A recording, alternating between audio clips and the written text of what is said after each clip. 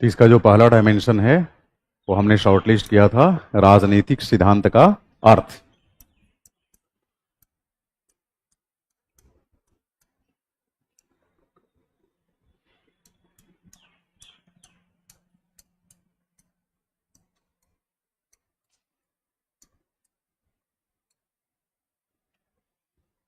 Means meaning of political theory, I mean meaning of political theory.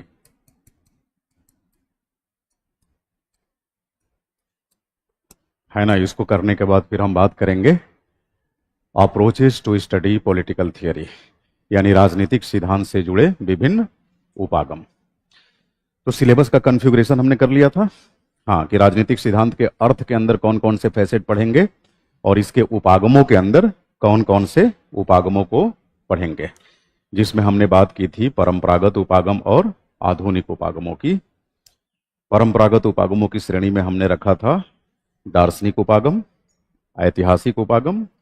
ऐतिहासिक उपागम को हम पाठ्यमूलक और सांदर्भिक उपागम के रूप में पढ़ेंगे, और फिर कानूनी संस्थात्मक उपागम, और फाइनली आनुभविक उपागम, एम्पिरिकल अप्रोच। और आधुनिक उपागमों की श्रेणी में व्यवहारवादी उपागम और उत्तर व्यवहारवादी उपागम, जिसके प्रणेता डेविड ईस्टन को माना जाता है, तो वो सब पढ़ेंगे। प्लस पहली यूनिट पे आधारित हमने संभावित प्रश्न भी आपको दिए थे कि इस यूनिट के दोनों डायमेंशन के अंदर जो सारे फैसेट्स हैं उनको कर लेने के बाद हम किस किस तरह के प्रश्नों को एड्रेस कर पाएंगे। संभवतः 8 से 10 क्वेश्चन थे। हाँ, अब देखिए इस कड़ी में हमने संभवतः पहला फैसेट ही शुरू किया था राजनीतिक सिद्धांत के अर्थ के अंदर, और उस फैसेट का नाम था राजनैतिक का अभिप्राय, meaning of political.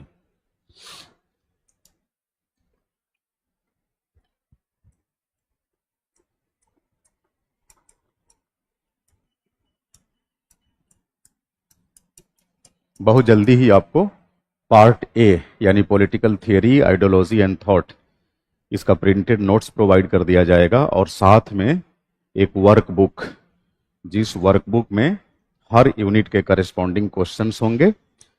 Her question के बाद ब्लैंक स्पेस होगा, खाली स्थान, जिसमें कि यूनिट समाप्त होने के बाद जब मैं प्रश्नों को डिस्कस करूंगा, खास करके उसके उत्तर की फॉर्मेटिंग कराऊंगा, तो आप उस वर्कबुक में ही फॉर्मेटिंग करते चलेंगे, और उसके बाद साइड से बस आपको अपनी भाषा देते हुए अपने शब्दों में उत्तर लिखना होगा। उत्तर का पूरा इनपुट्स मैं फॉर्मेटिंग के दौरान, उसकी ढांचा निर्माण के दौरान मैं आपको बता चुका रहूंगा, है ना।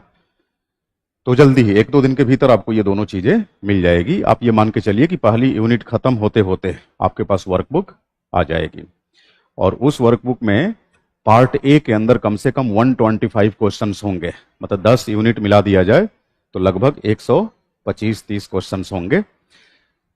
जो भी आपको पढ़ाया जा रहा है डिक्टेट करा ही रहे हैं, तो आपका क्लास नोट्स भी साथ साथ बनता चला जा रहा है, और साथ में उस पर आधारित क्वेश्चन आंसर प्रैक्टिस कर ले जाएंगे, तो तय मानिए आप बहुत कंफर्टेबल हो जाएंगे अपने सिलेबस में, है ना। तो क्लास के अंदर इससे ज़्यादा संभव भी नहीं है। वो कहने की बात है 50 तरह के लच्छेदार वायदे कम हो, ठोस हो, और उसे रिचुअली फॉलो किया जाए, वो ज़्यादा बेहतर है। हाँ, इतना कुछ कर लेने के बाद आप अपनी सेल्फ स्टडी के अंदर खुद से आप स्वयं को प्रैक्टिसेबल बना सकते हैं। फिर आपके पास एक ही जिम्मेदारी रहेगी, लिखना। इस रूप में नहीं लिखना कि लिखने से पहले हमें सूचनाओं को संग्रहित करने के लिए इधर उधर भटकना है। सूचनाएं तो आपको मिल चुकी रहेंगी, सारा इनपुट आपके पास रहेगा, बस अपनी स्किल का प्रयोग करते हुए, अपनी भाषा शैली का प्रयोग करते हुए उसे लिखना, है ना। आप मान के चलिए कि जैसे ही यूनिट समाप्त होगी तुरंत मैं इस पे टेस्ट लूंगा, और ये सिलसिला हर यूनिट के करस्पॉन्डिंग चलता रहेगा। यानी पार्ट ए जो अभी चल रहा है पेपर 1 का, इसमें कम से कम 10 यूनिट टेस्ट में आपको बैठना होगा, 10 यूनिट टेस्ट। और हर यूनिट टेस्ट में लगभग, मैं आपको बता दूं, 3 घंटे का आपका पेपर होता है, 1.5 घंटे का टेस्ट तो मैं लूंगा ही लूंगा, क्योंकि ये यूनिट टेस्ट है, सेक्टोरल है। इसमें 5 क्वेश्चन नहीं लिखने होंगे आपको, हो सकता है 3 क्वेश्चन लिखने हो। 3 क्वेश्चन का मतलब ये हुआ कि भाई यहां पर हर एक क्वेश्चन भी तो क्लस्टर ऑफ क्वेश्चंस होता है। मैं पैटर्न आपको बता चुका हूं पहले सेमिनार में, जो ओरिएंटेशन सेशन था। कि जो पहला क्वेश्चन होता है उसके अंदर बेसिकली 5 प्रश्न लिखने होते हैं, दूसरे तीसरे चौथे में 3-3 प्रश्न होते हैं। फिर पार्ट बी में आप चले जाइए तो पार्ट बी में भी 4 सवाल होंगे, उसमें भी पहले क्वेश्चन में कुल 5 प्रश्न और दूसरे तीसरे चौथे में 3-3 प्रश्न। तो इस तरह से टोटल कितने प्रश्न हो जाते हैं? 28 प्रश्न। तो आप मान के चलिए कि आपसे हम यूनिट टेस्ट में 14 प्रश्न लिखवाएंगे, है ना। वो अलग बात है कि वो सारे के सारे प्रश्न उसी यूनिट पे आधारित होंगे, ठीक है। तो मीनिंग ऑफ पॉलिटिकल, राजनीतिक का अभिप्राय। देखिए, राजनीतिक और राजनैतिक ये एक ही बात है, इसमें अंतर नहीं है ना। राजनीतिक का अभिप्राय, राजनीतिक का अभिप्राय बताने के क्रम में हम लोगों ने यह समझा था कि इसको लेकर कुल 2 दृष्टिकोण उपलब्ध है। थोड़ा कल की क्लास का फ्लैशबैक कर लेते हैं ताकि आप स्वयं को लेक्चर के साथ कनेक्ट कर पाएं। वैसे मैं अपेक्षा करता हूं कि क्लास नोट्स आप रिवाइज करके आए होंगे, आए हैं ना? हाँ, अच्छा, ऑनलाइन स्टूडेंट्स नहीं है क्या? अच्छा, उनकी चैट बॉक्स नहीं दिख रही है मुझे। एनीवे, तो राजनीतिक के अभिप्राय के अंदर हमने पहला दृष्टिकोण पढ़ा था जिसे हम क्या नाम देते हैं? परंपरागत दृष्टिकोण, परंपरागत दृष्टिकोण या शास्त्रीय दृष्टिकोण। अच्छा, राजनीतिक के अभिप्राय को लेकर शास्त्रीय दृष्टिकोण का प्रतिपादक किसे माना जाता है? अरस्तु को, अरस्तु को, जिसे हम राजनीति विज्ञान का जनक मानते हैं। वैसे तो वो कई सारे विषयों का जनक माना जाता है, जैसे जीव विज्ञान का जनक वगैरह वगैरह, तो उससे हमें मतलब नहीं है। हमारा मतलब पॉलिटिकल साइंस से है। He is considered to be the father of political science, है ना। हाँ, अच्छा, कोई कई सारे लोग इसी टाइम में जीएस की क्लास है इस वजह से नहीं आ पाए हैं। जैसे रुपेश लिख रहे हैं कि सर क्लास की वजह से आज ऑफलाइन नहीं आ पाए। कोई बात नहीं, ऑनलाइन कर लीजिए, है ना। ठीक है,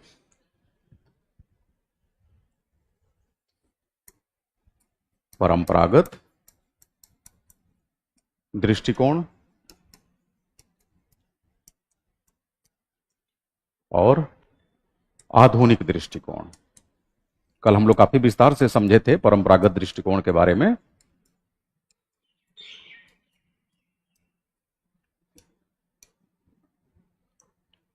देखिए,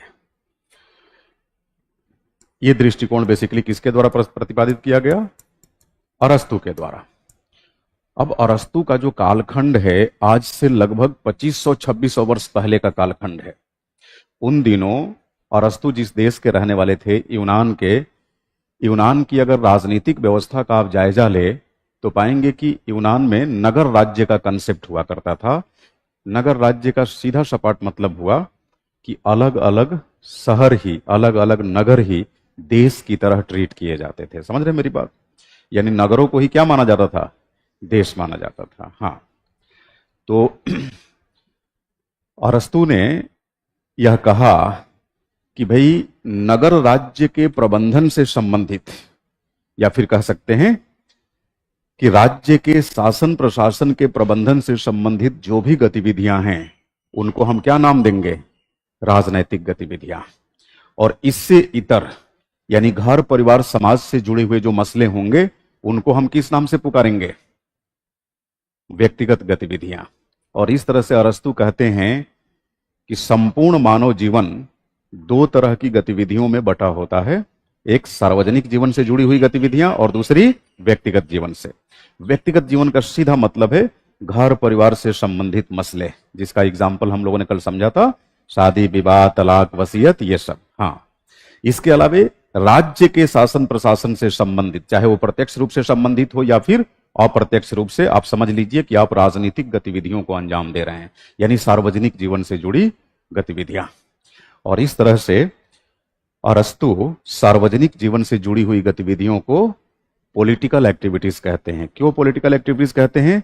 क्योंकि यूनानी भाषा में जो शब्द पॉलिटिकल है यूनानी भाषा के पोलिस शब्द से निकला है, पोलिस। और यूनानी भाषा में पोलिस का मतलब होता है POLIS, पोलिस का मतलब होता है नगर राज्य। नगर राज्य यानी सामान्य भाषा में कह लीजिए राज्य, राज्य। तो राज्य से जो जुड़ी हुई गतिविधियां हैं वो कैसी गतिविधियां होंगी? राजनैतिक। इसका सामान्य मतलब क्या है? मनुष्य के सार्वजनिक जीवन से जुड़ी हुई गतिविधियां, है ना। हाँ, ज्ञातव्य का मतलब होता है ध्यान देने योग्य, कन्हैया लाल, और ज्ञातव्य का मतलब होता है जानने योग्य, है ना। अच्छा, लिखवाने के क्रम में मैं इन शब्दों का प्रयोग करता हूं, इसलिए इन्होंने पूछा है। हाँ, ठीक है। तो इस तरह से अरस्तु कहते हैं कि राजनीतिक का मतलब मानव जीवन से जुड़ी हुई सार्वजनिक गतिविधियां, और व्यक्तिगत से मतलब है वैयक्तिक गतिविधियां। और फिर जो सबसे अहम बात है वो ये है कि अरस्तु ने साफ साफ चेतावनी दी है कि राजनीतिक गतिविधियों को वैयक्तिक गतिविधियों से जोड़कर नहीं देखना चाहिए। तो परंपरागत दृष्टिकोण यही कहता है कि राजनीतिक व्यक्तिगत नहीं है ना। हम लोग कल यही समझे थे। अब पूरी बात फिर से नहीं समझाऊंगा, नहीं तो 1-1.5 घंटा इसी में लग जाएगा। आपको बस याद दिला रहा हूं मैं। अरस्तु कहते हैं कि राजनीतिक व्यक्तिगत नहीं है। इसका सीधा मतलब यह है कि अरस्तु ने राज्य को नसीहत दी है, सलाह दी है। राज्य मतलब सरकार, सरकार की संस्थाओं को, और कहा है कि तुम मनुष्यों के सार्वजनिक जीवन से जुड़ी हुई गतिविधियों में हस्तक्षेप कर सकते हो अपने कानूनों के माध्यम से, अपने शासनादेशों के माध्यम से, अपने प्रशासनिक आदेशों के माध्यम से, संविधान के प्रावधानों के माध्यम से, लेकिन व्यक्तिगत जीवन की गतिविधियों में हस्तक्षेप नहीं कर सकते। और इस तरह से ये किस स्टेटमेंट पर पहुंचे? यही कि राजनीतिक व्यक्तिगत नहीं है।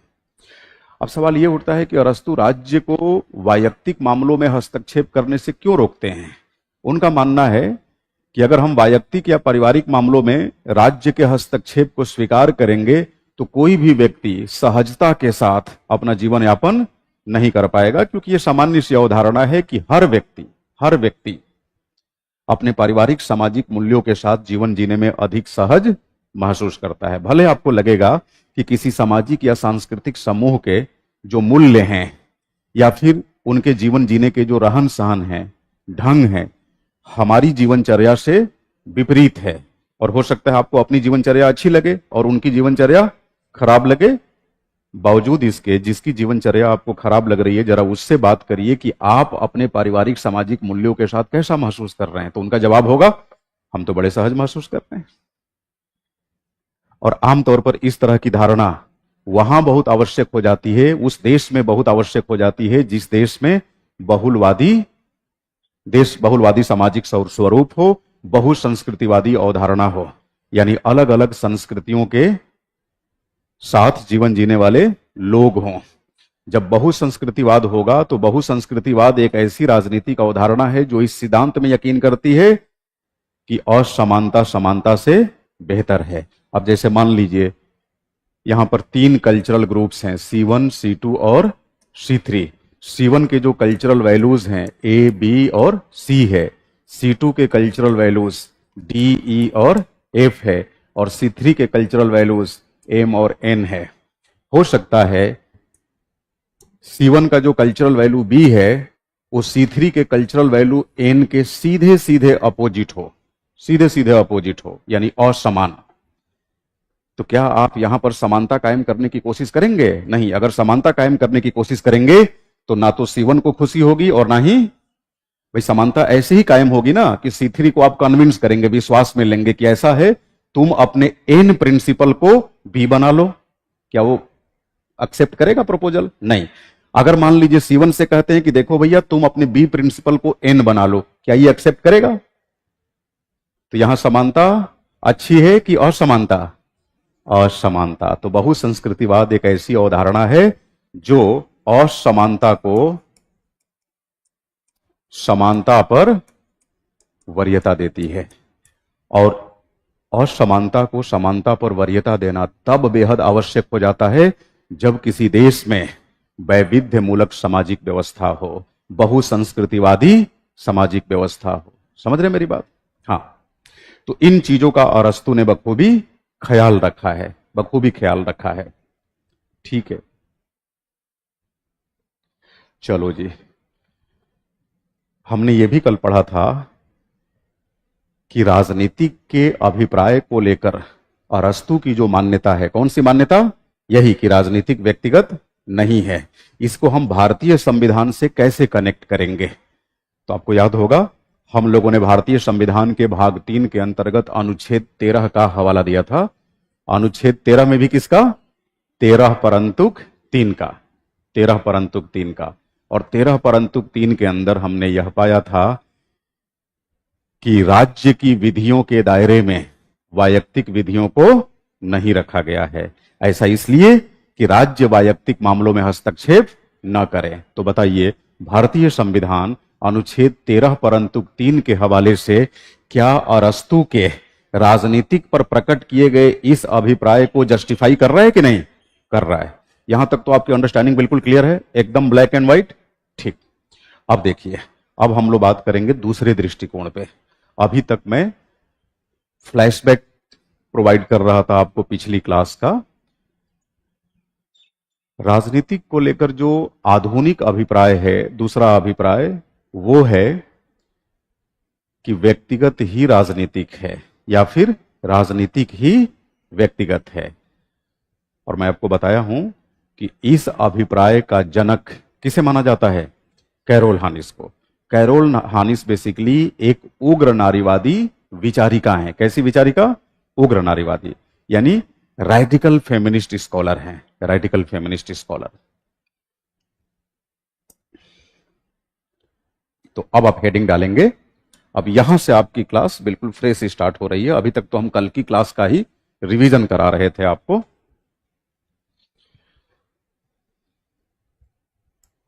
चूंकि हम पहले से जान रहे हैं कि राजनीति के अभिप्राय के संदर्भ में कुल 2 दृष्टिकोण व्याप्त है।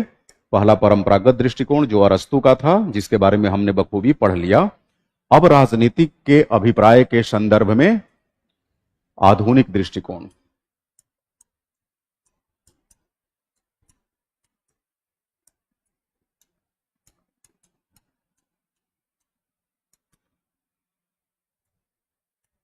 अच्छा, अभिप्राय को ही अंग्रेजी में मीनिंग लिखते हैं, समझ रहे हैं मेरी बात?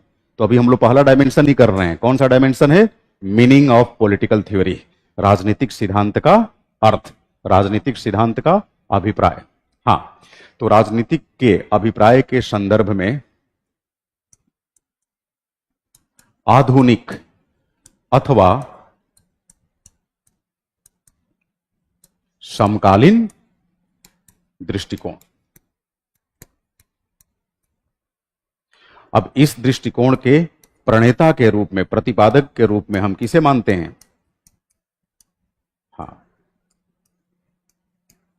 कैरोल हानिस। अब ऑब्वियस सी बात है, कैरोल हानिस की जो पहचान है वो बेसिकली एक नारीवादी एक्टिविस्ट के रूप में है। समझ रहे हैं मतलब? फेमिनिस्ट एक्टिविस्ट, नारीवादी कार्यकर्ता, बेसिकली उग्र नारीवादी विचारिका हैं ये। Radical feminist scholar.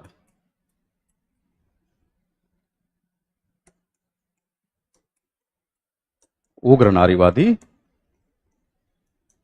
विचारिका, है ना? अब जरा सोचिए, चूंकि ये उग्र नारीवादी विचारिका हैं, तो ऑब्वियस सी बात है नारीवाद की पृष्ठभूमि पर ही इन्होंने राजनीतिक का अभिप्राय बताया होगा। हाँ हाँ। अच्छा, इन्होंने जो राजनीतिक का अभिप्राय बताया है, आपको मालूम है इन्होंने क्या कहा है? इन्होंने कहा है कि व्यक्तिगत ही राजनीतिक है। तो आप कह सकते हैं ना कि परंपरागत विचार को इन्होंने खारिज किया है और अरस्तु के विचार को इन्होंने खारिज किया है। व्यक्तिगत ही राजनीतिक है। अब सवाल यह उठता है कि अरस्तु के विचार को इन्होंने क्यों खारिज किया, है ना? प्रश्न उठता है ना, अरस्तु के विचार को इन्होंने क्यों खारिज किया? तो अरस्तु का जो विचार है कि राजनीतिक व्यक्तिगत नहीं है, उस विचार का व्यवहारिक मतलब यही है कि राज्य को अपने कानूनों के माध्यम से, अपने शासनिक प्रशासनिक आदेशों के माध्यम से, अपनी नीतियों के माध्यम से व्यक्तियों के वैयक्तिक मामलों में हस्तक्षेप नहीं करना चाहिए। जबकि कैरोल हानिस सीधे सीधे राज्य को दावत दे रही है कि आप आओ और व्यक्तिगत मामलों में हस्तक्षेप करो। तो आखिर ये व्यक्तिगत मामलों में राज्य के हस्तक्षेप को आमंत्रित करने के लिए क्यों विवश हैं? तो अब जरा हम समझते हैं कि व्यक्तिगत मामले जिन वायक्तिक विधियों के सौजन्य से नियंत्रित व संचालित होते हैं, है ना, आखिर उनके पीछे का हिडन सीक्रेट क्या है? ठीक है, तब जाकर हम इनके स्टेटमेंट को ठीक ढंग से समझ पाएंगे। देखिए,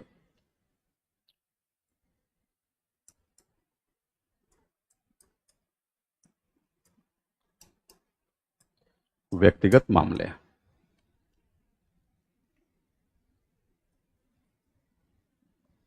यानी वे सभी मामले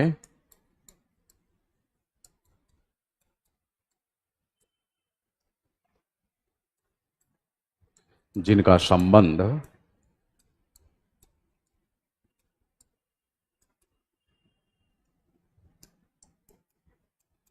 घर परिवार की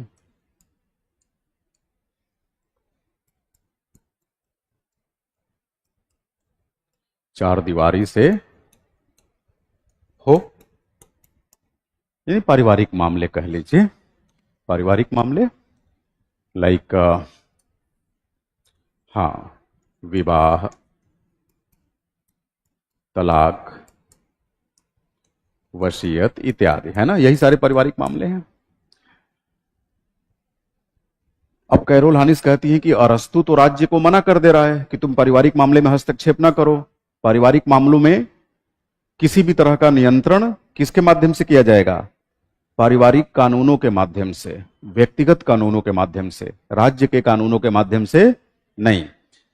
तो ये सारे के सारे मामले, चूंकि शुरुआत से ही ये परंपरा रही है ना, प्राचीन काल से ही ये परंपरा रही है कि इन मामलों का नियंत्रण तथा संचालन किन कानूनों के द्वारा किया जाएगा? नियंत्रण तथा संचालन पर्सनल लॉज के द्वारा किया जाएगा। समझ रहे मेरी बात? पर्सनल लॉज यानी वैयक्तिक विधियां,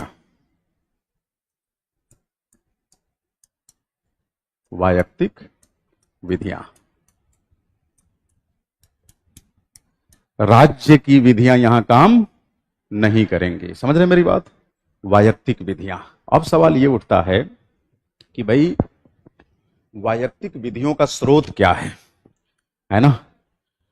what is the source of personal loss? वैयक्तिक विधियों का स्रोत क्या है? तो अगर इस स्लाइड को आप पूरा कर लिए हो तो अगली स्लाइड पे चलूं, बोर्ड वर्क को साथ साथ फॉलो करते चलेंगे ऑनलाइन स्टूडेंट्स।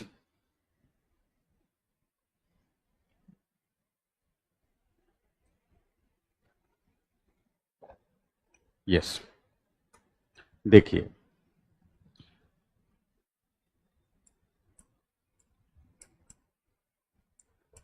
वैयक्तिक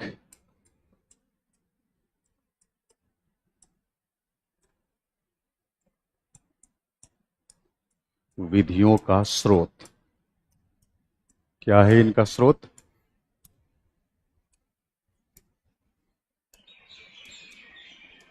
धर्मजनित संस्कृतियों के सांस्कृतिक मूल्य, धर्मजनित संस्कृतियों के सांस्कृतिक मूल्य। अब देखिए, यहां पर थोड़ी सी संकल्पनात्मक चर्चा होगी, कंसेप्चुअल टॉक, है ना, ध्यान से समझेंगे। धर्मजनित संस्कृतियों के सांस्कृतिक मूल्य, मैं चाहता तो यह भी लिख सकता था ना, धार्मिक मूल्य, लेकिन हमने क्या लिखा? धर्मजनित संस्कृतियों के सांस्कृतिक मूल्य, है ना। तो थोड़ा सा इसको इत्मीनान से समझिए, इसका मतलब क्या होता है। देखें, हर एक धर्म के दो पक्ष होते हैं। कौन कौन से? आंतरिक तथा बाह्य। अब मान लीजिए ये कोई धर्म है, रिलीजन 1। यहां पर कोई धर्म है, रिलीजन 2। यहां कोई धर्म है रिलीजन 3। अब इसके दो पक्ष होंगे, एक आंतरिक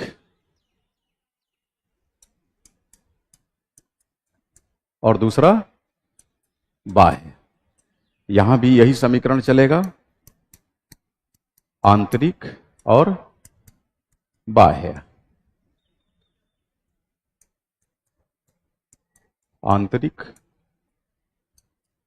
व बाह्य, ठीक है। देखिए, चाहे हम R1 की बात करें, R2 की बात करें, R3 की बात करें, जब हम इसके आंतरिक पक्ष की बात करेंगे तो आंतरिक पक्ष का संबंध धार्मिक दर्शन से होता है, धर्म दर्शन, धार्मिक दर्शन, धार्मिक दर्शन या धर्म दर्शन जो कह लीजिए। अब देखिए, प्रत्येक दर्शन तमाम सिद्धांतों से मिलकर बना होता है, समझ रहे मेरी बात, सिद्धांतों से। तो अगर हम इंटरनल पॉइंट ऑफ व्यू से रिलीजन्स को परिभाषित करें तो हम ये पाएंगे कि सारे के सारे धर्म लगभग एक सी बातें कर रहे हैं, एक सी बातें। अब जैसे रिलीजन 1 में हमेशा बोला जाएगा, कहा जाएगा, सत्य का अनुपालन करें, अहिंसा का अनुपालन करें, है ना, सेवा भाव रखें, यही सब तो धर्म सिखाता है हमें, सेवा भाव रखें, है ना, सदाचारी बने, वगैरह वगैरह।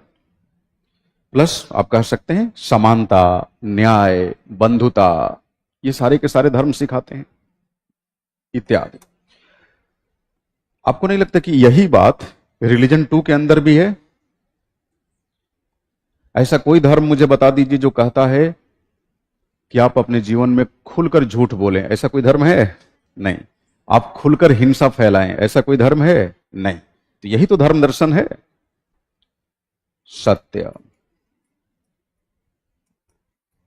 अहिंसा, सेवा भाव, सदाचार, इत्यादि। रिलीजन 2 भी यही कहता है। अच्छा, रिलीजन 3, अगर हम इसके आंतरिक पक्ष की बात करें यानी धार्मिक दर्शन की, तो यह भी आपको क्या सिखाएगा? सत्य, अहिंसा, सेवा भाव, सदाचार, और भी विचार लिख सकते हैं, मैं बस समझाने के लिए आपको लिख रहा हूं, इत्यादि। ये आंतरिक पक्ष है। आप ही बताइए, इंटरनल फ्रंट पे, आंतरिक मोर्चे पर क्या भिन्न भिन्न धर्मों में आप कोई अंतर पा रहे हैं? नहीं। इसे ही धर्म का वास्तविक रूप कहा गया। यानी कोई भी धर्म आपको यह शिक्षा नहीं देता कि दूसरे धर्म के लोगों के साथ जाकर आप झगड़े करें, फसाद करें, कोई द्वंद्व पैदा करें, नहीं, क्योंकि इसमें कोई अलगाव है ही नहीं। यानी दुनिया के सभी धर्म आंतरिक तौर पे एक जैसे हैं, उनमें कोई अलगाव नहीं है। इसी को धर्म का वास्तविक रूप कहा गया। धर्म का वास्तविक रूप यानी अगर हम आंतरिक मोर्चे पर रिलीजन 1, रिलीजन 2 और रिलीजन 3 की बात करें तो तीनों में कोई अंतर नहीं है। तो यहीं पर मैं एक इक्वेशन आपके सामने रखता हूं, फिर बाहरी मोर्चे पर हम बात करेंगे।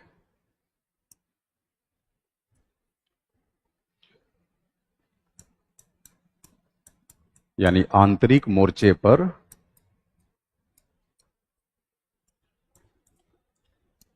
R1 is equal to R2 is equal to R3। Mahatma Gandhi इसी को धर्म का वास्तविक रूप कहते थे। सुनील कह रहे हैं, फिर किसी जानवर की हत्या क्यों करते हैं? अभी थोड़ी देर धैर्य रखिए, शायद ये भी सीख जाएंगे आप। अभी तो धर्म का एक पक्ष मैं बताया हूं है ना। तो R1 R2 R3 आंतरिक मोर्चे पर एक समान है, लेकिन लेकिन ध्यान देंगे, धर्म का जो बाह्य रूप होता है इसी को हम बोलते हैं धर्म जनित संस्कृति। धर्म जनित संस्कृति।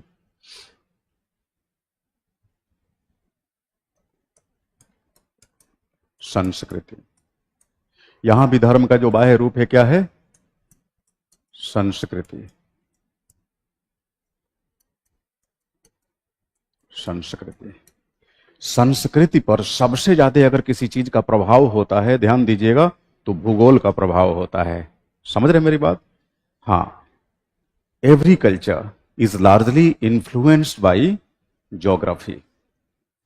प्रत्येक संस्कृति पर भूगोल का प्रभाव होगा।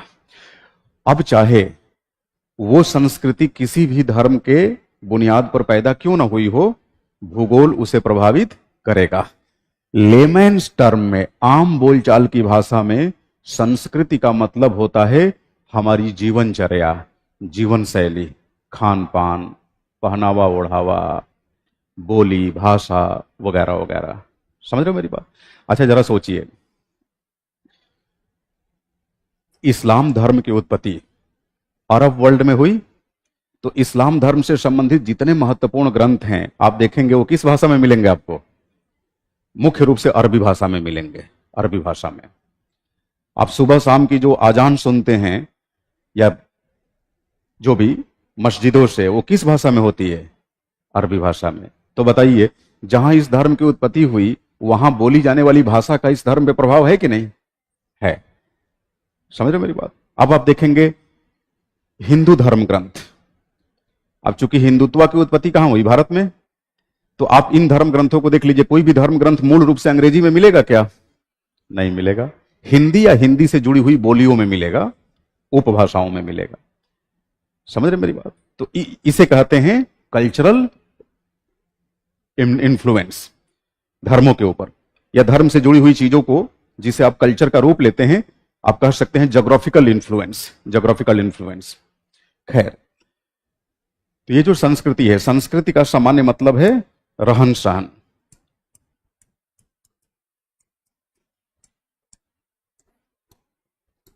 खान पान, रहन सहन, भाषा, बोली, पहनावा ओढ़ावा,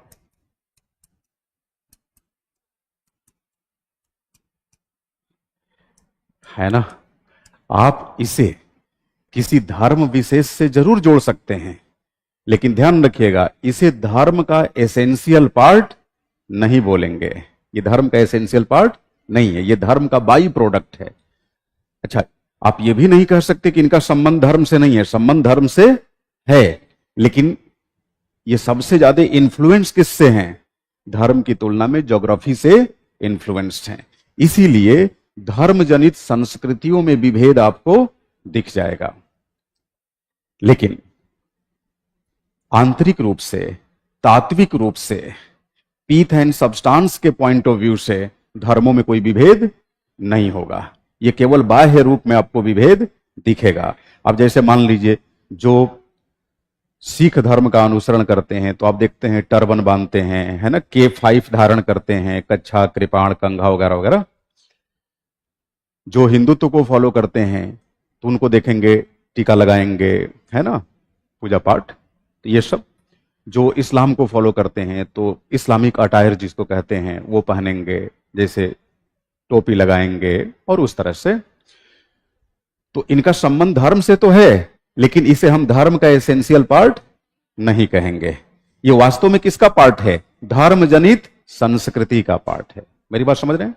इसीलिए जब भी कोई धार्मिक विवाद पैदा होता है और वह विवाद जब कोर्ट में जाता है तो अक्सर देखेंगे कोर्ट अनिवार्यता परीक्षण करता है। क्या करता है?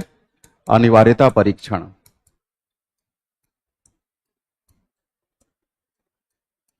इसे हम बोलते हैं एसेंशियलिटी टेस्ट।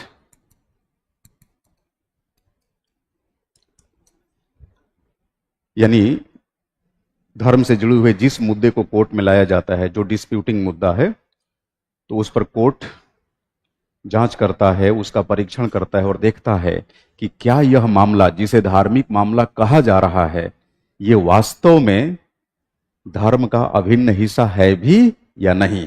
जब उसे लगेगा कि यह धर्म का अभिन्न हिस्सा नहीं है, यह बेसिकली धर्म से जुड़ी हुई संस्कृति का हिस्सा है, तो कई बार उसे वो खारिज कर देता है, कई बार उसे वो खारिज कर देता है। जैसे पिछले यूपी चुनाव के दौरान आपने सुना होगा, देश में कर्नाटका के अंदर हिजाब कंट्रोवर्सी हुई थी ना, हाँ, स्कूल ड्रेस को लेकर। तो कुछ मुस्लिम बच्चियों ने स्कूल ड्रेस को पहनने से मना कर दिया था। उन्होंने कहा था कि हम तो हिजाब लगाएंगे, ये हमारे धर्म का हिस्सा है, और राजनेताओं ने इसे राजनीतिक मुद्दा बना दिया। लेकिन जब कोर्ट में यह मामला गया तो कोर्ट ने क्या कहा कि पहनावा ओढ़ावा, खान पान, माना कि इसका संबंध धर्म से है, लेकिन यह धर्म का अभिन्न हिस्सा नहीं है। अगर इसमें थोड़े बदलाव कर दिया जाए तो धर्म की मूल भावना पे कोई आंच नहीं आएगी। ये धर्म के सांस्कृतिक पक्ष का हिस्सा है, और संस्कृतियों को धर्म का क्या माना जाता है? बाह्य रूप, बाह्य रूप, वास्तविक रूप नहीं। क्लियर है ये बात? ठीक। तो अब देखें, चाहे संस्कृति या धर्म के बाह्य रूप ही क्यों ना है, इतना तो तय है कि कल्चरल एस्पेक्ट पे, यानी बाह्य मोर्चे पर,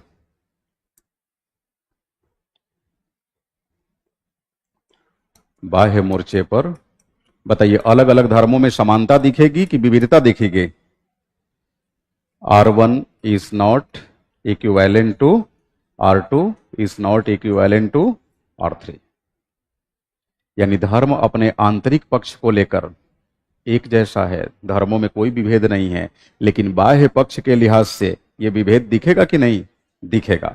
तो अक्सर जिसे हम बोलते हैं ना कि religious conflict is going on, वास्तव में वो रिलीजियस कॉन्फ्लिक्ट नहीं होता, वो क्या होता है? Cultural conflict. क्योंकि कॉन्फ्लिक्ट वहां होगा ना जहां विभेद होगा, जहां विभेद ही नहीं है वहां क्या कॉन्फ्लिक्ट होगा? तो आंतरिक मोर्चे पर धर्मों के बीच कोई भेदभाव नहीं होता। अगर भेदभाव होता है तो केवल बाह्य मोर्चे पर, और बाह्य मोर्चे को वास्तव में धर्म नहीं बल्कि क्या कहा जाना चाहिए? संस्कृति। संस्कृति यानी कल्चरल फ्रंट पे कॉन्फ्लिक्ट पैदा होते हैं, इंटरनल फ्रंट पे नहीं। उम्मीद करता हूं यह बात समझ गए होंगे। ठीक। अब देखिए, अब कल्चरल फ्रंट को निर्मित करने में माना कि थोड़ा मोड़ा रिलीजियस चीजों को शामिल किया जाता है, लेकिन उस पर ज्यादातर इन्फ्लुएंस किसका होता है? ज्योग्राफी का, है ना। और जो कल्चरल वैल्यूज हैं, उन्हीं वैल्यूज की बुनियाद पर किसका निर्माण होता है? वैयक्तिक विधियों का। हमने यहां लिखा था ना स्टेटमेंट, देखिए, वैयक्तिक विधियों का स्रोत क्या है? धर्म जनित संस्कृतियों के सांस्कृतिक मूल्य। और इस लिहाज से आप जरा सोचिए, अलग अलग कल्चरल ग्रुप से ताल्लुक रखने वाले लोगों का क्या एक जैसी वैयक्तिक विधि हो सकती है? नहीं, क्योंकि संस्कृतियां एक नहीं है, तो वैयक्तिक विधियां एक कैसे होंगी? नहीं होंगी। कोई बात नहीं, सभी धर्मों के, सभी सामाजिक सांस्कृतिक समूहों के लिए different sets of personal laws है, different sets of personal laws है। और हर एक पर्सनल लॉज का, यानी for every set of personal laws their source is what? Cultures derived from the respective religions. संस्कृतियां जो अपने संबंधित धर्मों से निकली हुई हैं। ठीक है, एक पक्ष पे और बात करेंगे हम लोग। देखिए, कोई भी धर्म हो, किसी भी धर्म के अंदर धर्मों का जो नैसर्गिक स्वरूप है, चलो सेपरेट स्लाइड सेलेक्ट कर लेता हूं। हां, आप बताइए, सभी धर्मों के जो चीफ प्रोपोनेंट्स हैं, मुख्य प्रणेता,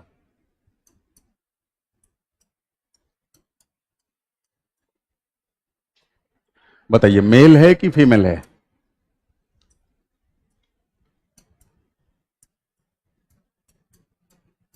मतलब अलग अलग धर्मों के भाई बड़े बड़े चेहरे होते हैं। मसीहा, ज्यादातर केसेस में आप क्या पाएंगे? मेल। हां, धर्मों के मुख्य प्रणेता आपको कौन मिलेंगे? पुरुष, मतलब पुरुष कैरेक्टर, मेल कैरेक्टर।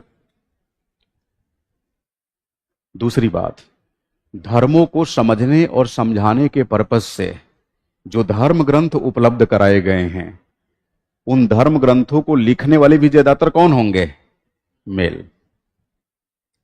और उन्हीं की बुनियाद पर कल्चरल वैल्यूज का सृजन किया जाता है। अगर रिलीजन्स मेल डोमिनेटेड है, ताजिमा, अगर रिलीजन्स मेल डोमिनेटेड है तो रिलीजियस टेक्स्ट भी मेल डोमिनेटेड होंगे, और उनकी बुनियाद पर गढ़ी जाने वाली जो कल्चरल वैल्यूज है, सांस्कृतिक मूल्य, वो भी कैसे होंगे? Male dominated. Male dominated. और सांस्कृतिक मूल्यों की बुनियाद पर ही वायक्तिक विधियों का निर्माण होता है।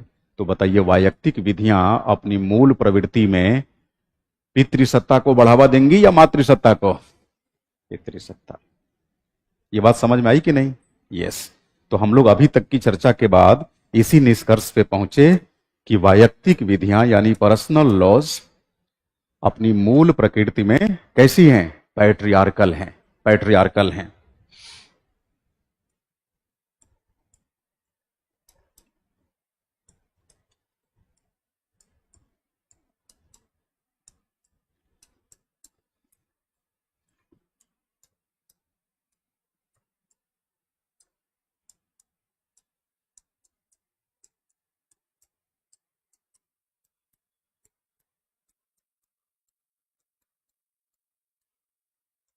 अपनी मूल प्रकृति में कैसी हैं?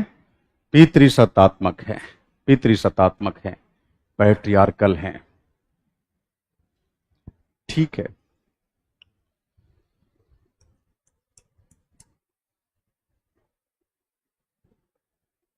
दूसरी चीज, मानव जीवन से जुड़ी हुई जो वायक्तिक गतिविधियां हैं, इनका संचालन किसके माध्यम से होता है?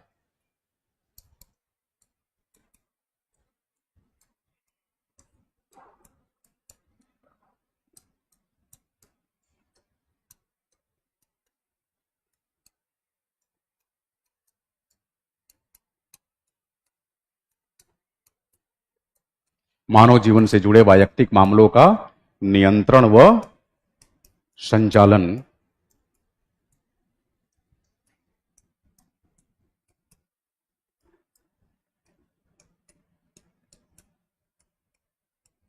वायक्तिक विधियों के सहारे होता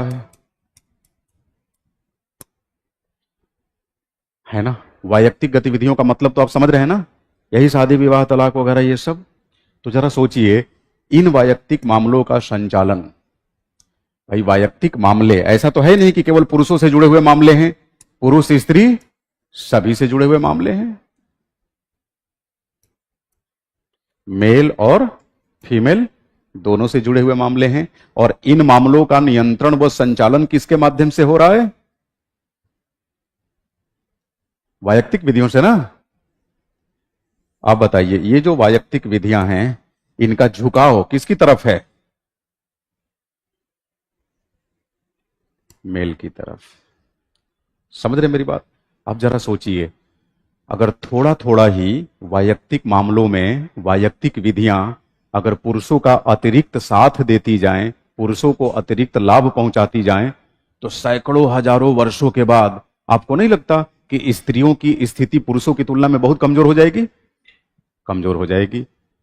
अब चूंकि आधुनिक युग में एक ऐसा युग जहां जीवन मूल्यों में बड़े स्तर पे बदलाव हुआ है, नारी सशक्तिकरण हुआ है, आधुनिक लोकतांत्रिक शासन प्रणालियां अस्तित्व में आ गई हैं, जहां राजनीतिक परिक्षेत्र में खास करके किसी भी तरह के लैंगिक विभेद की कोई गुंजाइश नहीं बची है।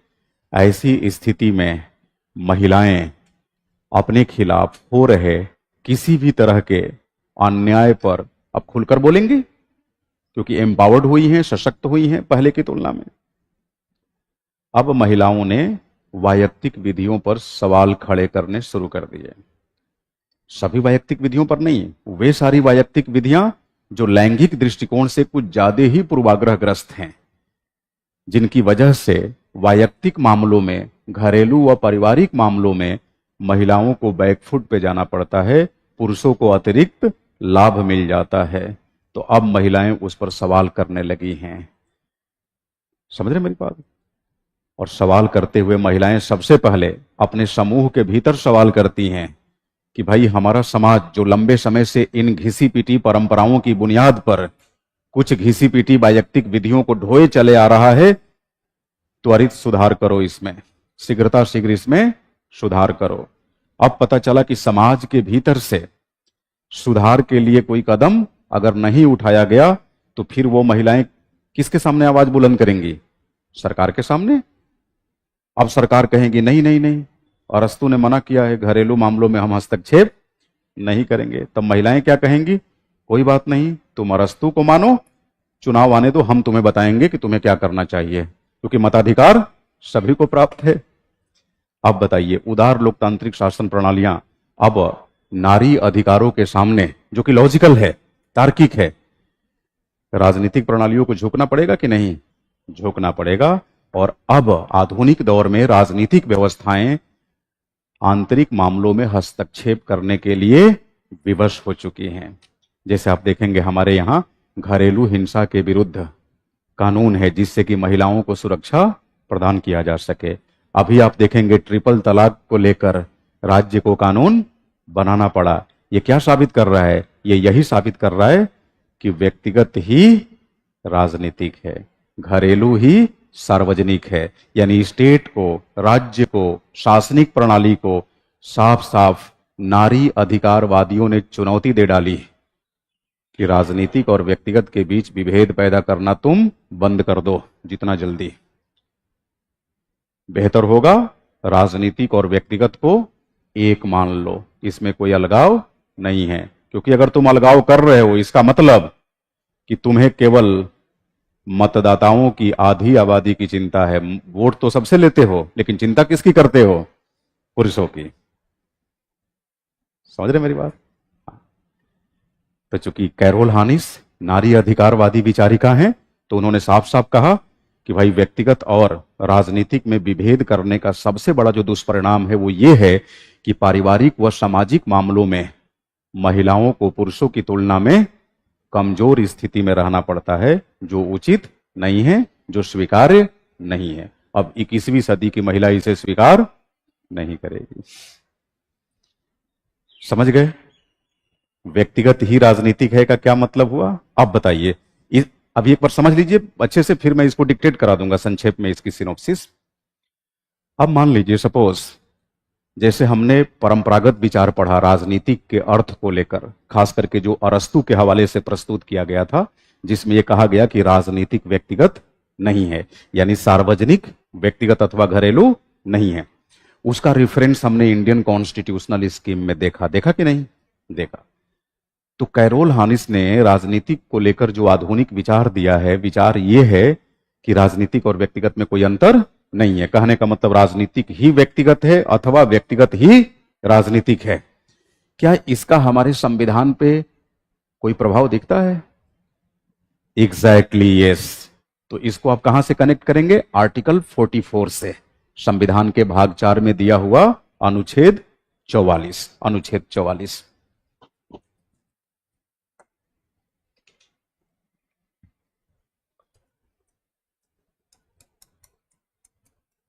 Political is personal.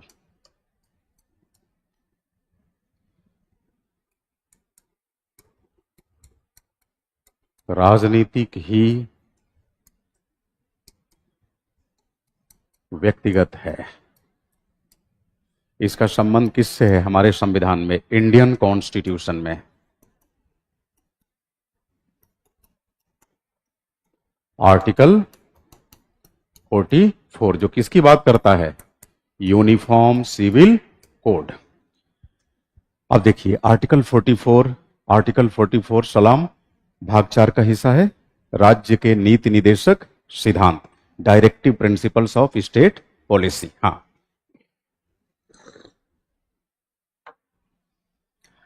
अब भाग 4 में अनुच्छेद 36 से 51 तक के हवाले से जो भी बातें कही गई है वो बेसिकली राज्य के लिए यानी हमारी सरकारों के लिए गाइडलाइंस है। हालांकि ये गाइडलाइंस सरकारों के ऊपर बाध्यकारी नहीं है, मतलब कानूनी रूप से तो बाध्यकारी नहीं है, नैतिक रूप से सरकारें चाहें तो बाध्यकारी बना सकती हैं, इससे उनकी सेहत के लिए अच्छा ही होगा। खैर, अगर मान लीजिए कि सरकारें नीति निदेशक सिद्धांतों का अनुसरण करते हुए शासनिक प्रशासनिक व्यवस्था के संचालन में निरंतर अग्रसर हो रही हैं, तो यह मान लिया जाता है कि सरकारें सही दिशा में काम कर रही हैं, लोक कल्याण को वरीयता दे रही हैं, राज्य की कल्याणकारी अवधारणा को संपुष्ट कर रही हैं, मजबूत बना रही हैं। साथ ही साथ सामाजिक आर्थिक न्याय को लेकर सरकारें तत्परता दिखा रही हैं, यह माना जाता है। सपोज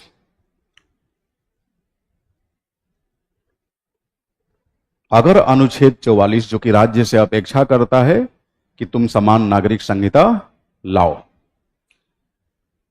माना कि राज्य इसका अनुसरण नहीं करता है, तो इसका मतलब साफ हो गया कि जहां एक तरफ राज्य अनुच्छेद 13(3) को वरीयता दे रहा है, 44 पे उसका फोकस नहीं है।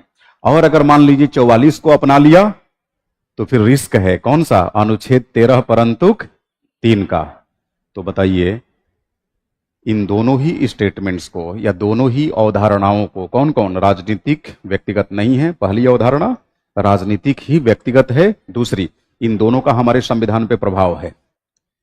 एक मौलिक अधिकार का हिस्सा है जो कि कानूनी रूप से न्यायोचित प्रकृति का है, दूसरा निदेशक सिद्धांत का हिस्सा है जो कानूनी रूप से न्यायोचित प्रकृति का नहीं है, लेकिन ध्यान रखिएगा देश की शासनिक प्रशासनिक व्यवस्था के संचालन में उसकी महती भूमिका है।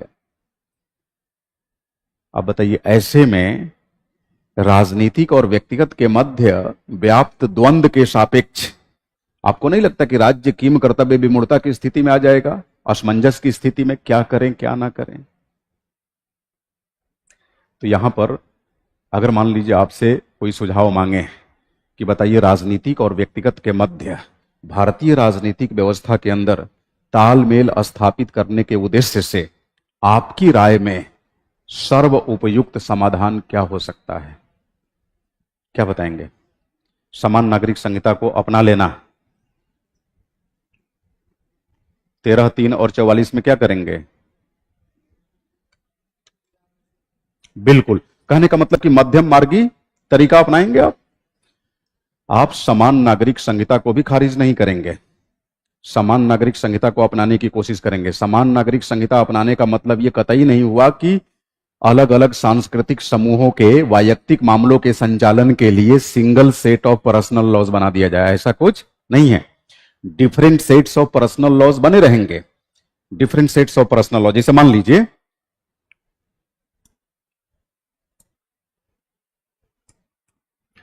ये है कल्चरल ग्रुप 1, ये कल्चरल ग्रुप 2, ये कल्चरल ग्रुप 3। अब बताइए इनका है personal law 1, personal law 2, personal law 3, 3 sets of personal laws, 3 अलग अलग तरह के पर्सनल लॉज हैं, ठीक है। तो बताइए ऐसा तो कोई उपाय नहीं हो सकता है ना कि मान लीजिए हमने पर्सनल लॉ X बना दिया और यही सभी के ऊपर हम लागू कर दिए। बताइए व्यवहार में यह पॉसिबल है क्या? व्यवहार में यह पॉसिबल ही नहीं है। यह तभी पॉसिबल होगा जब मल्टीपल सेट ऑफ कल्चर्स नहीं होती। भाई मल्टीपल सेट ऑफ कल्चर्स है तो you must have to retain the multiple sets of personal laws. You can not write the availability of multiple sets of personal laws of. आप multiple sets of personal laws को write off नहीं कर सकते, खारिज नहीं कर सकते। तो आप क्या कर सकते हैं? यहां समान नागरिक संहिता के नाम पर एक चीज किया जा सकता है, अलग अलग सांस्कृतिक समूहों से जुड़े वैयक्तिक विधियों के सापेक्ष। क्या हमने शुरुआत में ही पढ़ा है कि चाहे किसी भी सांस्कृतिक समूह से जुड़ी हुई वैयक्तिक विधियां क्यों ना हो, थोड़ा मोड़ा पैट्रियार्कल टिल्टिंग उनमें देखने को मिलेगी, पितृसत्तात्मक झुकाव देखने को मिलेगा। और इसी झुकाव की वजह से नारियों ने आपत्ति जताना शुरू किया और उनकी आवाज को नेतृत्व किसने प्रदान किया? कैरोल हानिस जैसी विचारिका ने। तो आपको नहीं लगता कि राज्य को यहां पर क्या करना होगा कि भाई सारे पर्सनल लॉज के अंदर जो लैंगिक पूर्वाग्रह है, लैंगिक पूर्वाग्रह, इसमें भी लैंगिक पूर्वाग्रह आपको दिखेगा, दिखेगा कि नहीं? लैंगिक पूर्वाग्रह, यहां भी आपको लैंगिक पूर्वाग्रह दिखेगा। Gender bias, gender bias,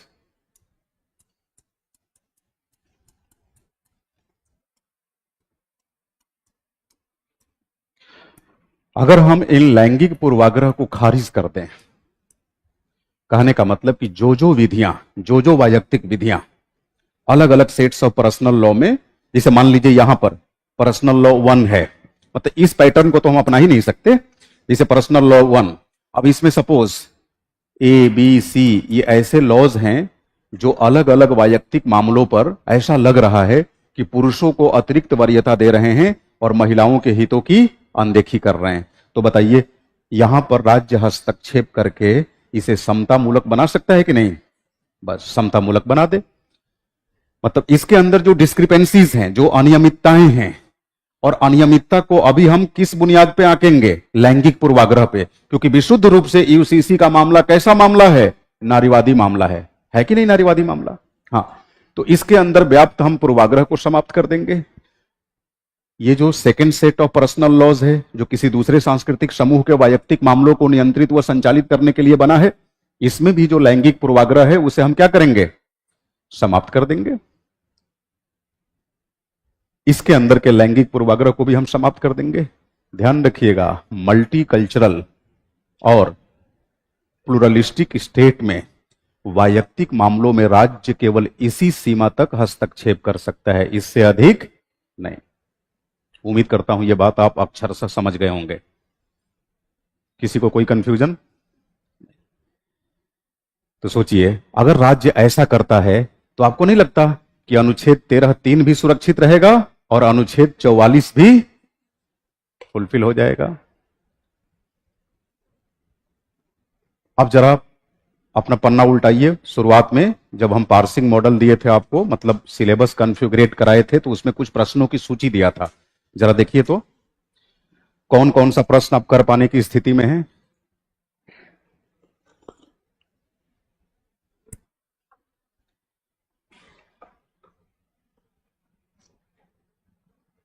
Yes, online students, is there any confusion? Please ask me if any. देखिए एक क्वेश्चन, राजनीतिक व्यक्तिगत अथवा घरेलू नहीं है, आप लिख ले जाएंगे। व्यक्तिगत ही राजनीतिक है, अब लिख ले जाएंगे। हाँ, हालांकि अभी इसका डिक्टेशन रह गया है, मैं आपको लिखवाऊंगा, क्योंकि बिना लिखवाए मैं कुछ भी नहीं छोड़ सकता। हो सकता है 6 दिन बाद दिमाग से निकल जाए, है ना। हम तो ये मान के चल रहे हैं कि आपको पॉलिटिकल साइंस की पी भी नहीं आती। पी मतलब ABCD, तो वहां से हमने सिलेबस को स्टार्ट किया है, और आप देखेंगे थोड़े ही दिनों में आप इस विषय के अंदर तेज रफ्तार में दौड़ेंगे, है ना।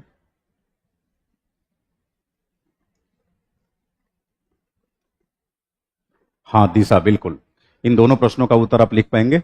और कोई प्रश्न है? एक और प्रश्न होगा, राजनीतिक तथा व्यक्तिगत के द्वंद्व को भारतीय संवैधानिक पृष्ठभूमि में समझाएं, ऐसा है ना। हाँ हाँ हाँ, तो ये क्वेश्चन थोड़ा सा नया है, लेकिन आप देख रहे हैं इसी की बुनियाद पे है, क्योंकि राजनीतिक ही व्यक्तिगत है, राजनीतिक व्यक्तिगत नहीं है। यूपीएससी में ये दोनों सवाल पूछा जा चुका है, और इसी पे आधारित जो हमने तीसरा सवाल दिया है, जो एक तरह से न्यू क्वेश्चन हमने कंस्ट्रक्ट किया, अगर आगे यहां से पूछा गया तो वही पूछा जाएगा, और नहीं तो रिपीटेशन होगा। कर ले जाएंगे आप। हाँ, अब जहां तक आपने बोर्ड वर्क किया है, नीचे ऐसे एक लंबी रेखा खींचिए, है ना, और फिर लिखिए। 2 क्वेश्चन नहीं दीपा, 3 क्वेश्चन आप कर लेंगी। 3 क्वेश्चन, हाँ देखिए माधुरी बता भी रही है कि 3 क्वेश्चन कर पाएंगे। हाँ, ध्यान रखिएगा, अगर प्रश्न नहीं कर पा रहे हैं तो क्लास में बैठ के समझाए गए टॉपिक को समझते हुए आत्ममुग्ध हो जाना, इसका कोई लाभ नहीं है। लाभ तब माना जाएगा जब पढ़े हुए टॉपिक पे आधारित प्रश्नों को लिख पाने की स्थिति में आप आ जाएं। और अभी तो ये डेमो सेशन चल रहा है, इसलिए मैं स्क्रू बिल्कुल ढीला रखा हूं, धीरे धीरे टाइट करूंगा। बस 13-14 क्लास निकल जाने दीजिए। अब टाइट करने का मतलब ये नहीं कि मैं आपको उत्पीड़ित करूंगा टाइट करने का मतलब कि इतने असाइनमेंट हो जाएंगे आपके लिए कि आपको खूब समय देना पड़ेगा, नहीं चाहते हुए भी पढ़ाई करनी पड़ेगी, है ना। आपको बुक नहीं लेना पड़ेगा, जितनी बुक्स हैं लगभग 14-15 किताबों का जो कोर कंटेंट है, जिसका संबंध आपके सिलेबस से है, उसका एक्सट्रैक्शन मैं आपको दूंगा, है ना। कोई जरूरत नहीं है बाहर से बुक लेने की।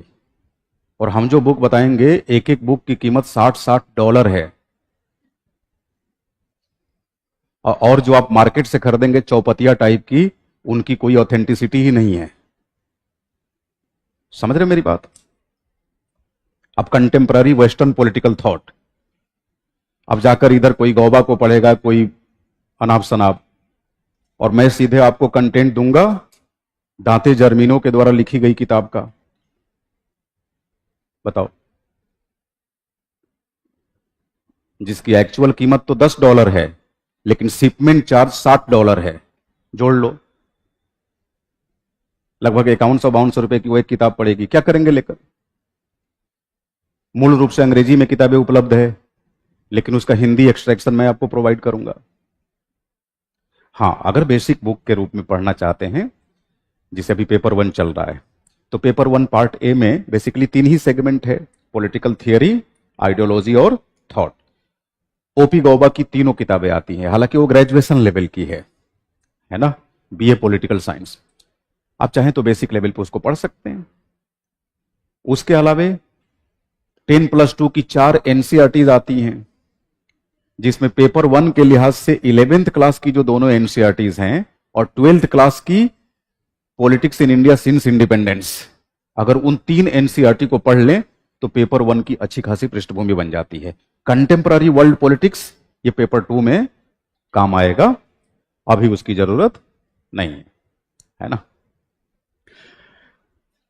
कपिल, जो कंटेंट ऑफलाइन स्टूडेंट्स को मिलेगा, हूबहू वही कंटेंट आपको भी मिलेगा, है ना।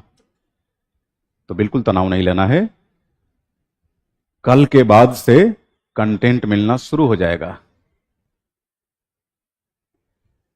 गणेश करें, पहली बार मुझे ह्यूमैनिटी के सब्जेक्ट में समझ आ रहा है। हाँ बिल्कुल आएगा, जब समझना चाहेंगे तो क्यों नहीं समझ में आएगा।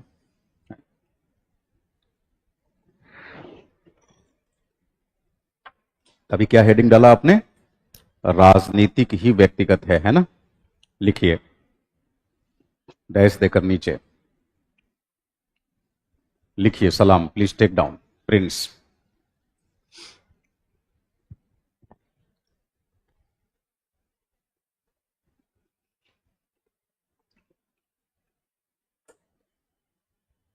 राजनीतिक के अर्थ के संदर्भ में, है ना। और जब भी राजनीतिक शब्द लिखेंगे उसको किसी न किसी रूप में हाईलाइट कर लेंगे, ताकि वो लगे कि उसी को आप संबोधित कर रहे हैं ना। जैसे ऐसे, या तो ऐसे कर लीजिए या फिर नीचे ऐसे, है ना? राजनीतिक के अर्थ के संदर्भ में, अभिषेक मैं रिवाइज करा दूंगा, अभी एक बार लिख लीजिए, हो सकता है जब लिखेंगे ना तो लिखते समय वो क्लियर हो जाए। राजनीतिक के अर्थ के संदर्भ में उग्र नारीवादी विचारिका, उग्र नारीवादी विचारिका, उग्र नारीवादी विचारिका कैरोल हानिस ने, उग्र नारीवादी विचारिका कैरोल हानिस ने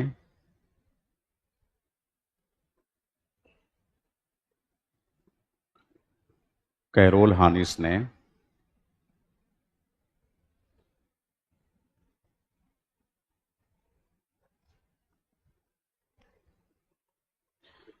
समकालीन अभिप्राय प्रकट करते हुए या प्रस्तुत करते हुए, समकालीन मीन्स आधुनिक, समकालीन अभिप्राय प्रकट करते हुए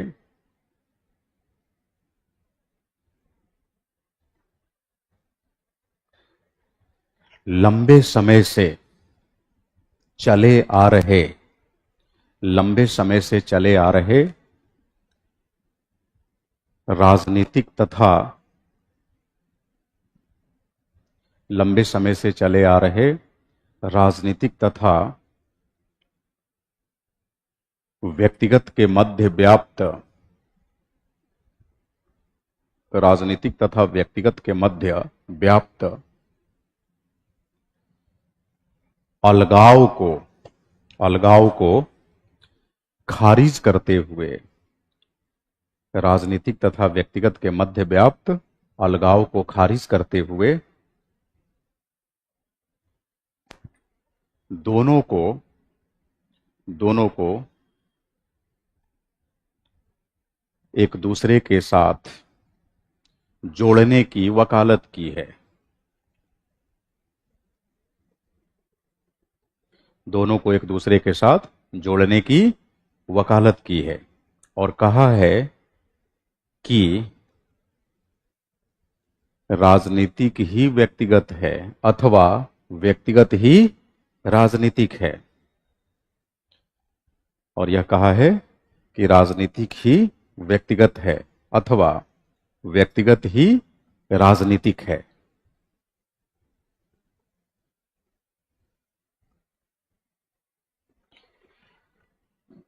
कैरोल हानिस ने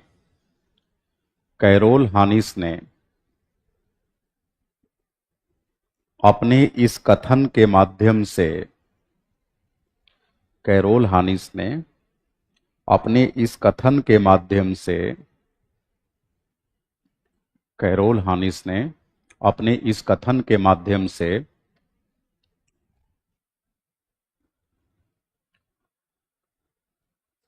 राज्य से अपील की है, राज्य से अपील की है कि उसे अपने संविधान तथा कानूनों के माध्यम से, उसे अपने संविधान तथा कानूनों के माध्यम से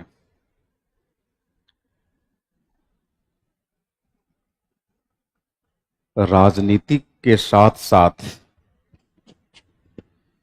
यानी मानव जीवन के सार्वजनिक क्षेत्र से, यानी मानव जीवन के सार्वजनिक क्षेत्र से जुड़े मामलों के साथ साथ, यानी मानव जीवन के सार्वजनिक क्षेत्र से जुड़े मामलों के साथ साथ वैयक्तिक मामलों में भी हस्तक्षेप करना चाहिए, वैयक्तिक मामलों में भी हस्तक्षेप करना चाहिए।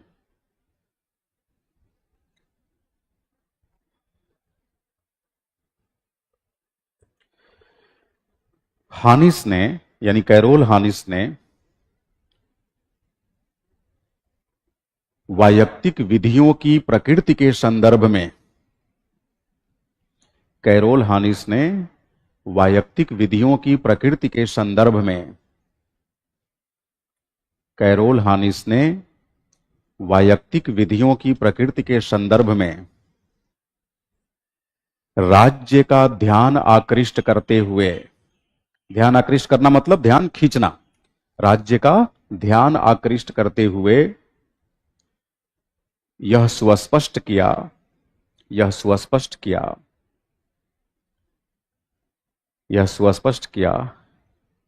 कि वैयक्तिक विधियां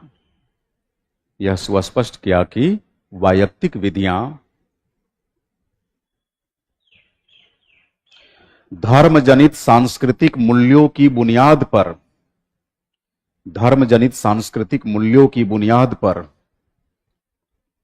धर्मजनित सांस्कृतिक मूल्यों की बुनियाद पर निर्मित होने की वजह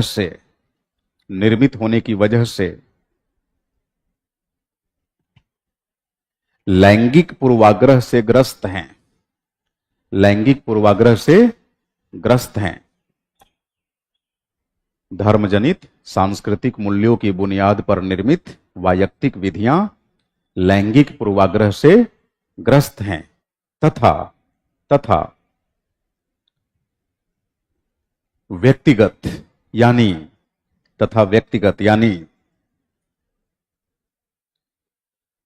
पारिवारिक व सामाजिक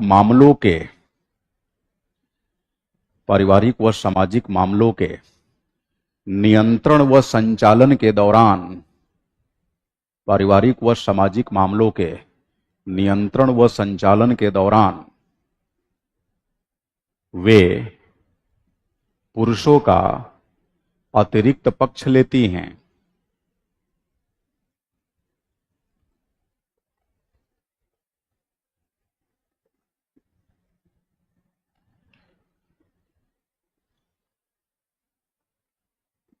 कुछ वैयक्तिक विधियां महिलाओं के लिए बेहद उत्पीड़क हैं।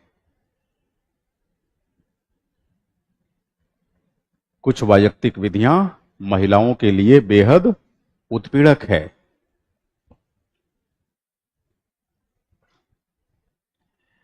ऐसी स्थिति में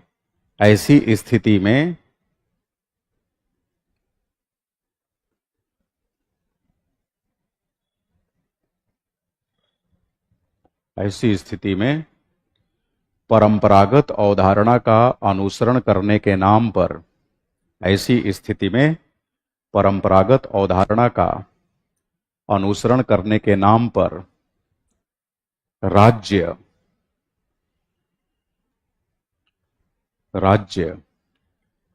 वैयक्तिक मामलों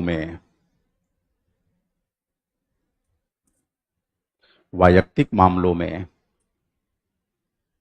नारियों का उत्पीड़न होते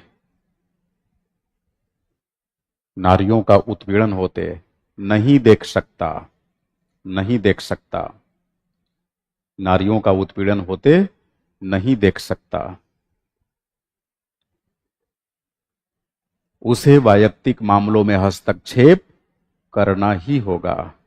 उसे वैयक्तिक मामलों में हस्तक्षेप करना ही होगा। यानी राज्य को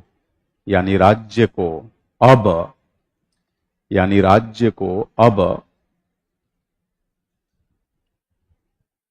व्यक्तिगत तथा राजनीतिक के विभेद को भूल जाना होगा। यानी राज्य को अब व्यक्तिगत तथा राजनीतिक के विभेद को भूल जाना होगा।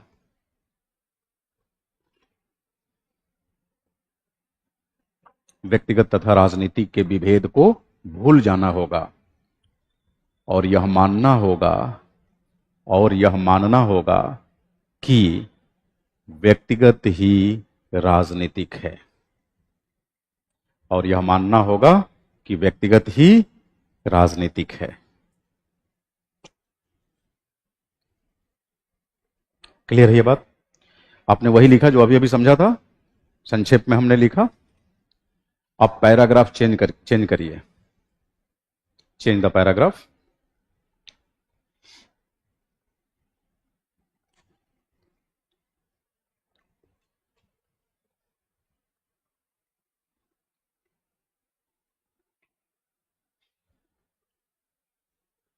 आधुनिक राजनीतिक दौर में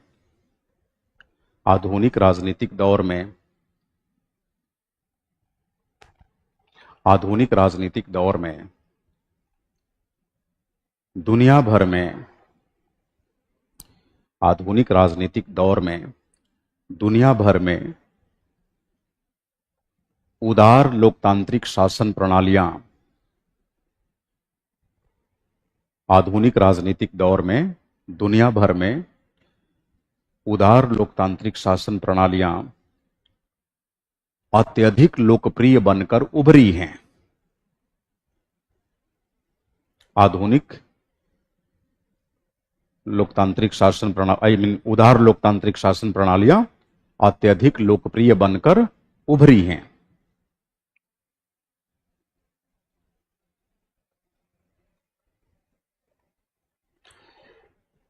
इन शासनिक प्रणालियों के अंदर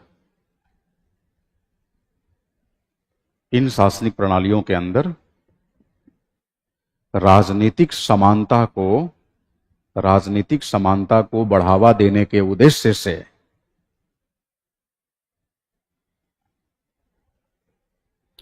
राजनीतिक समानता को बढ़ावा देने के उद्देश्य से बिना किसी लैंगिक विभेद के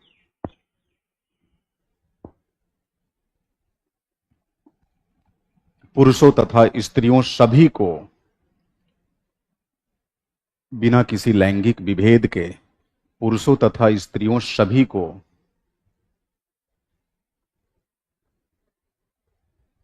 मताधिकार सहित तमाम राजनैतिक अधिकार प्राप्त हैं। मताधिकार सहित तमाम राजनीतिक अधिकार प्राप्त हैं।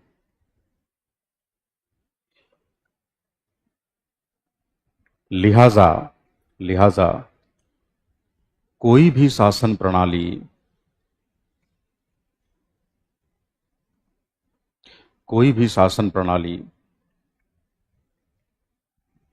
आधी आबादी समझ रहे हैं ना? हाँ, कोई भी शासन प्रणाली आधी आबादी की समस्याओं को अनसुना नहीं कर सकती। लिहाजा कोई भी शासन प्रणाली आधी आबादी की समस्याओं को अनसुना नहीं कर सकती। इसलिए कई मामलों में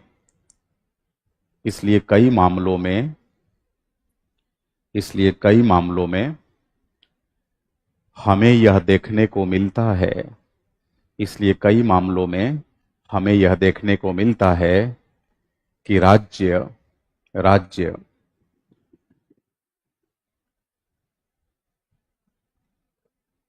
मानव जीवन के वैयक्तिक क्षेत्र में भी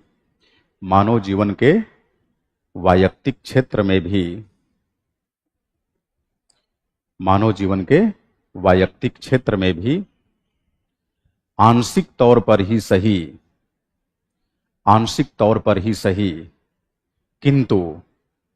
किंतु हस्तक्षेप के लिए विवश है। आंशिक तौर पर ही सही किंतु हस्तक्षेप के लिए विवश है, मजबूर है।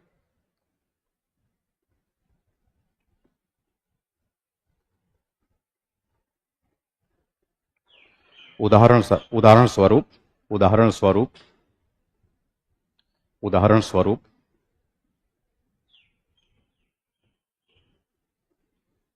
दहेज उत्पीड़न व पारिवारिक हिंसा के खिलाफ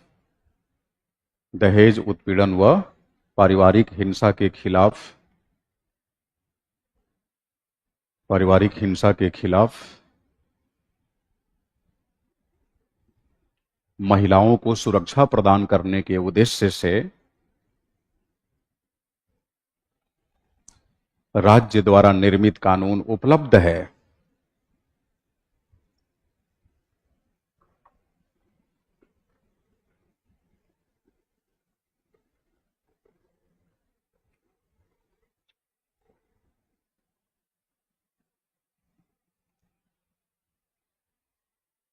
क्लियर है? और भी एग्जांपल दे सकते हैं कि हाल ही में भारत में ट्रिपल तलाक के संबंध में महिलाओं को सुरक्षा देने के उद्देश्य से, है ना, कानूनी पहल की। ये सारा क्लियर है ये? अब नीचे लिखिए नोट, NOTE, नोट।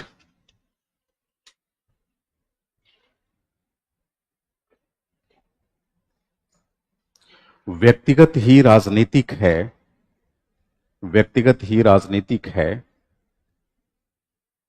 का अवशेष व्यक्तिगत ही राजनीतिक है का अवशेष भारतीय संवैधानिक योजना के तहत अनुच्छेद 44 के रूप में दृष्टिगोचर होता है। अनुच्छेद 44 के रूप में दृष्टिगोचर होता है। अच्छा, अभी लिखने में दिक्कत आ रही है, स्पीड मैच नहीं कर रही है ना? कोई बात नहीं, धीरे धीरे आपकी स्पीड बढ़ जाएगी, क्योंकि इससे कम स्पीड में क्या ही लिखेंगे, दृष्टिगोचर होती है। अगर किसी का कुछ छूट जाए तो आपस में एक दूसरे को कोऑपरेट कर लीजिएगा। अब तो फोटो वाले जो कैमरे हैं सबके मोबाइल में उपलब्ध हैं, है ना, तो फोटो क्लिक कर लीजिएगा अगर कुछ छूट जाए तो। ऑनलाइन बच्चों के लिए सुविधा है कि जहां छूट जाए वहां टाइम नोट कर लीजिए और रिकॉर्डेड फॉर्म में दोबारा केवल वहीं पर उसी जगह पे लेक्चर में जाकर जो रह गया है उसको अपडेट कर लीजिए। ध्यान रखिएगा, ये नोट्स आपके लिए बहुत कारगर सिद्ध होगा। और मजे की बात यह है कि नोट्स मेकिंग के रूप में आप वही लिख रहे हैं जो विधिवत ढंग से पहले समझ चुके होते हैं। इसके दो लाभ हैं। एक तो समझी हुई चीज जब लिख रहे होते हैं तो साथ साथ रिवीजन होता रहता है और आपकी राइटिंग स्पीड भी बढ़ती है। समझ रहे मेरी बात? आप धीरे धीरे इस क्लास का जो स्वरूप देखेंगे, इसमें कई सारी ऐसी एक्टिविटीज शामिल होगी जिसका संबंध आपकी राइटिंग स्किल से जुड़ा होगा। अब जैसे यूनिट टेस्ट होना, है ना, सेक्टोरल टेस्ट होना, वर्कबुक के अंदर प्रैक्टिस के लिए क्वेश्चन दिया जाना। अब जाहिर सी बात है, वर्कबुक में जो क्वेश्चन दिया जाएगा जिसकी मैं फॉर्मेटिंग करा चुका रहूंगा, कभी भी रैंडमली आपसे पूछ सकता हूं कि बताइए इस प्रश्न का उत्तर आपने लिखने का प्रयास किया कि नहीं। आप बोलेंगे लिखा हूं। फिर 2-3 क्वेश्चन बोलूंगा, इसका लिखे हैं कि नहीं, बोलेंगे लिखा हूं, तो मैं कह दूंगा कल लेते आइएगा। तो नहीं लिखे होंगे तो कम से कम आने से पहले तो लिख ही लेंगे, है ना। हाँ, तो पढ़ाई जो भी होनी चाहिए एक गोल सेट करके होना चाहिए, टारगेटेड होना चाहिए, फॉर ग्रांटेड नहीं। हाँ देखिए, ऑनलाइन वाले कह रहे हैं, सलाम कर रहे हैं कि सर हम लोगों को लिखने में कोई प्रॉब्लम नहीं आ रही है। हाँ, तो आपकी राइटिंग स्पीड बढ़ गई होगी, है ना। सलाम संभवतः पुराने स्टूडेंट हैं हमारे, जनरल स्टडीज में इन्होंने क्लासेस की है ना। अच्छा, आपने लिखा है राजनीतिक व्यक्तिगत नहीं है, टिप्पणी करें, तो कोई नहीं, दे दीजिएगा, क्लास से जाते समय मैं लेते जाऊंगा। किसने लिखा है ये? अच्छा, आपने लिखा है, गुड।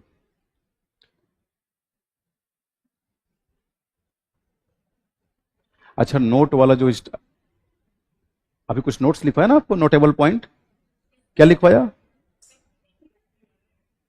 अच्छा हाँ, लिख लीजिए, नोटेबल पॉइंट यही बोला था अभिषेक, व्यक्तिगत ही राजनीतिक है का अवशेष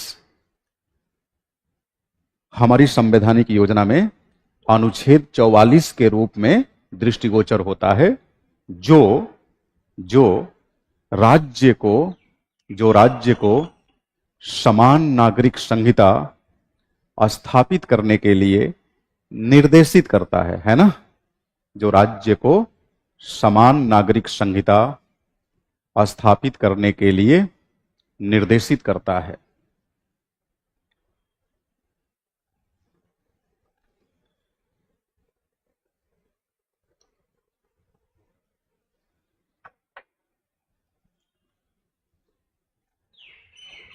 क्लियर है ये बात?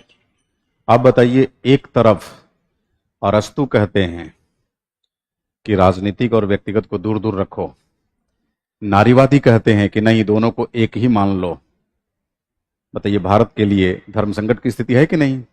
अनुच्छेद 13(3) कहता है कि अलग अलग मानो, 44 कहता है कि एक ही मान लो। एक नहीं मानोगे तो इससे महिलाओं का क्या होगा? नुकसान होगा। और अगर मान लीजिए महिलाओं को नुकसान से बचाने के लिए राज्य वैयक्तिक मामलों में हस्तक्षेप करने लगा, तो देश के अंदर व्याप्त विविधता मूलक सामाजिक सांस्कृतिक व्यवस्था का क्या होगा? अब जरा सोचिए, अगर भारत की विविधता पर कोई भी चोट पहुंचती है तो सब समझ लीजिए सीधे आइडिया ऑफ इंडिया को चोटिल करना हो जाएगा। क्योंकि इंडिया इसीलिए है क्योंकि यह वैविध्य मूलक है। भारत से इसकी विविधता को निकाल देंगे तो फिर भारतीयता ही खतरे में पड़ जाएगी। तो वैसे में राज्य बीच का रास्ता अपनाएगा कि नहीं? हाँ, तौसीफ का कहना है please don't use red colour on board. कहां हमने रेड कलर यूज किया है? अच्छा, इधर। अच्छा, रेड कलर बिल्कुल नहीं दिखता। हाँ, तो कैमरे में भी दिखना चाहिए।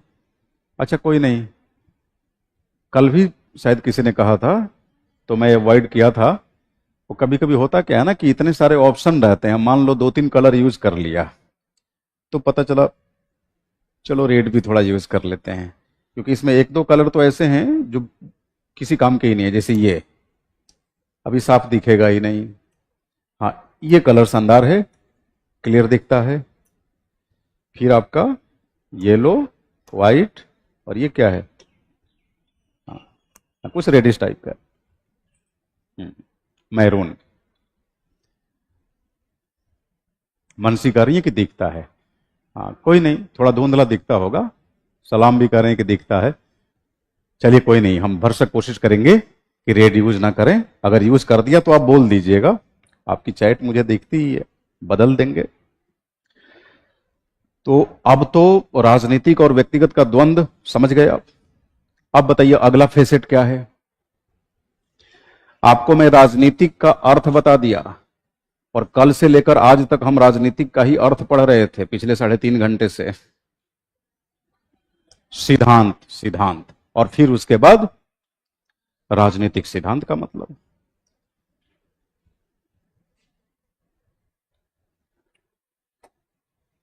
देखिए सिद्धांत का मतलब बड़ा सिंपल है।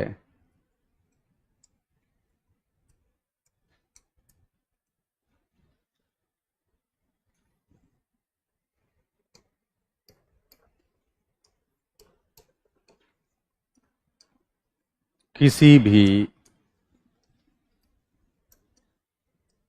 विषय वस्तु का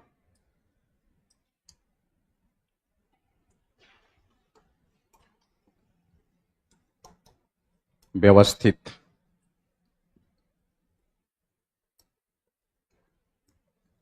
अध्ययन क्या कहलाता है, सिद्धांत। किसी भी विषय वस्तु का व्यवस्थित अध्ययन किस नाम से जाना जाता है, सिद्धांत।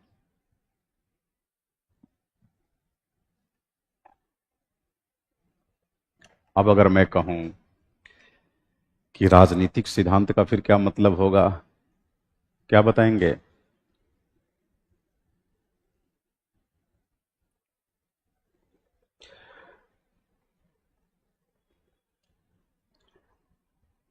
अब देखिए व्यक्तिगत पूरी तरह से राजनीतिक हुआ नहीं है, क्योंकि दो विचारधाराएं हैं ना।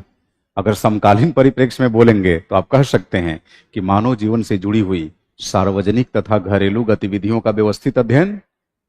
अगर अरस्तु के चश्मे से इसे पढ़ेंगे तो क्या बोलेंगे, मानव जीवन से जुड़ी हुई, मतलब सार्वजनिक या राज्य से जुड़ी हुई गतिविधियों का व्यवस्थित अध्ययन क्या कहलाएगा, राजनीतिक सिद्धांत।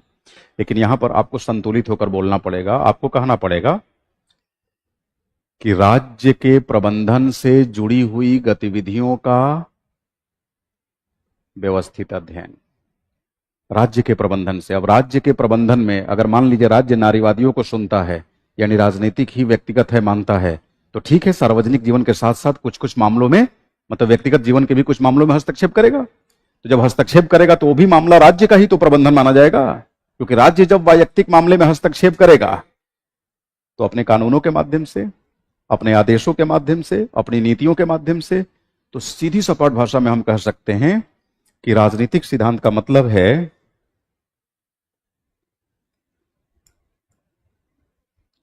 राज्य के प्रबंधन। अब अरस्तु के चश्मे से देखें तो प्रबंधन कहां तक सीमित रहेगा, राजनीतिक मामलों तक। कैरोल हानिस के चश्मे से देखें तो प्रबंधन कहां चला जाएगा, राजनीतिक के साथ साथ घरेलू मामलों में भी। तो इसीलिए हम डिप्लोमेटिक लैंग्वेज का यहां इस्तेमाल करेंगे, राजनीतिक और व्यक्तिगत की चर्चा नहीं करेंगे। सीधे क्या बोलेंगे, राज्य के प्रबंधन से जुड़े मामलों का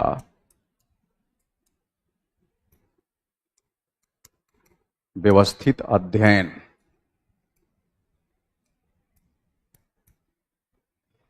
क्या कहलाएगा, राजनीतिक सिद्धांत।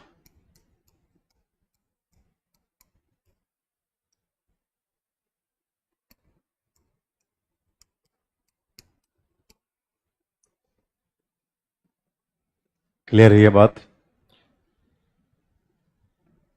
प्रिंस, पार्थ, माधुरी सिद्धांत का मतलब होता है किसी विषय वस्तु का व्यवस्थित अध्ययन, है ना।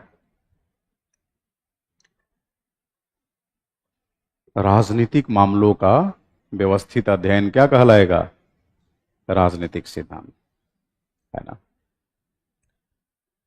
अब चूंकि कैरोल हानिस के शब्दों में देखें तो राजनीतिक और व्यक्तिगत में कोई विभेद ही नहीं है, तो सबसे बेहतर स्टेटमेंट हमने क्या चूज किया कि राज्य के प्रबंधन से जुड़े मामलों का व्यवस्थित अध्ययन क्या कहलाएगा? राजनीतिक सिद्धांत।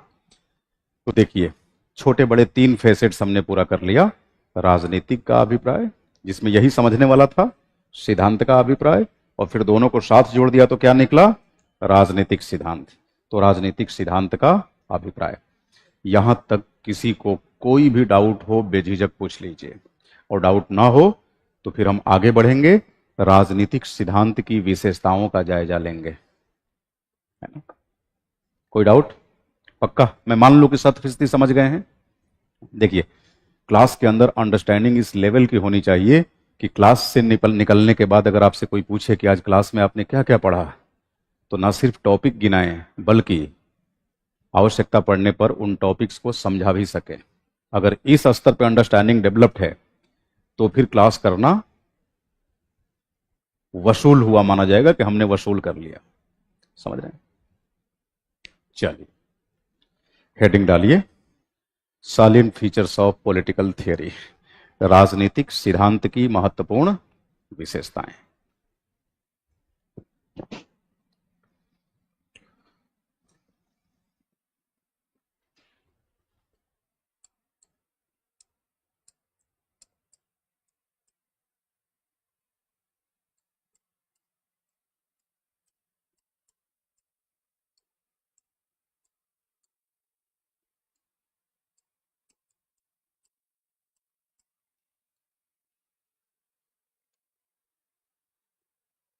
राजनीतिक सिद्धांत की महत्वपूर्ण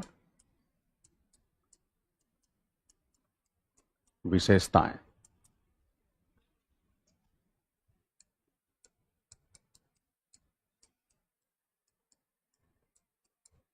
साइलेंट फीचर्स ऑफ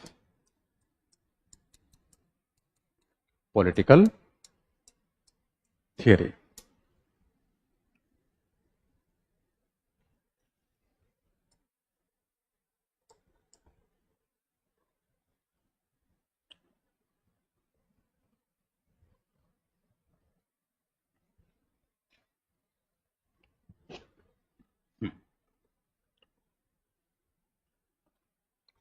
अच्छा, अगर आपसे कोई कहे कि राजनीतिक सिद्धांत को लेकर और अस्तु के शब्दों में क्या मतलब निकलेगा, तो आप बोलेंगे ना कि राज्य से संबंधित गतिविधियों का व्यवस्थित अध्ययन। अच्छा, एक विचारक है सेल्डन वुलिन, कल चर्चा हम लोगों ने किया था। सेल्डन वुलिन कहता है कि राजनीतिक सिद्धांत उन विषयों का व्यवस्थित अध्ययन है जिन विषयों का संबंध समाज के अधिकांश व्यक्तियों से है। समाज के अधिकांश व्यक्तियों से, तो जाहिर सी बात है वैसे विषय कौन से होंगे? सार्वजनिक जीवन से जुड़े हुए विषय होंगे। हाँ, खैर, salient features of political theory, राजनीतिक सिद्धांत की महत्वपूर्ण विशेषताएं। देखिए, पहली विशेषता, बोर्ड वर्क फॉलो करते चलेंगे समझने के साथ साथ। देखें, सुनील, सलाम, पार्थ, माधुरी, आई मीन ऑनलाइन स्टूडेंट्स,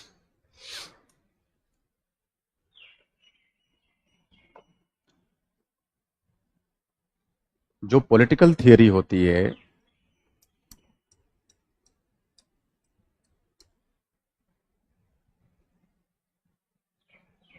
इसके 2 अभिन्न हिस्से होते हैं।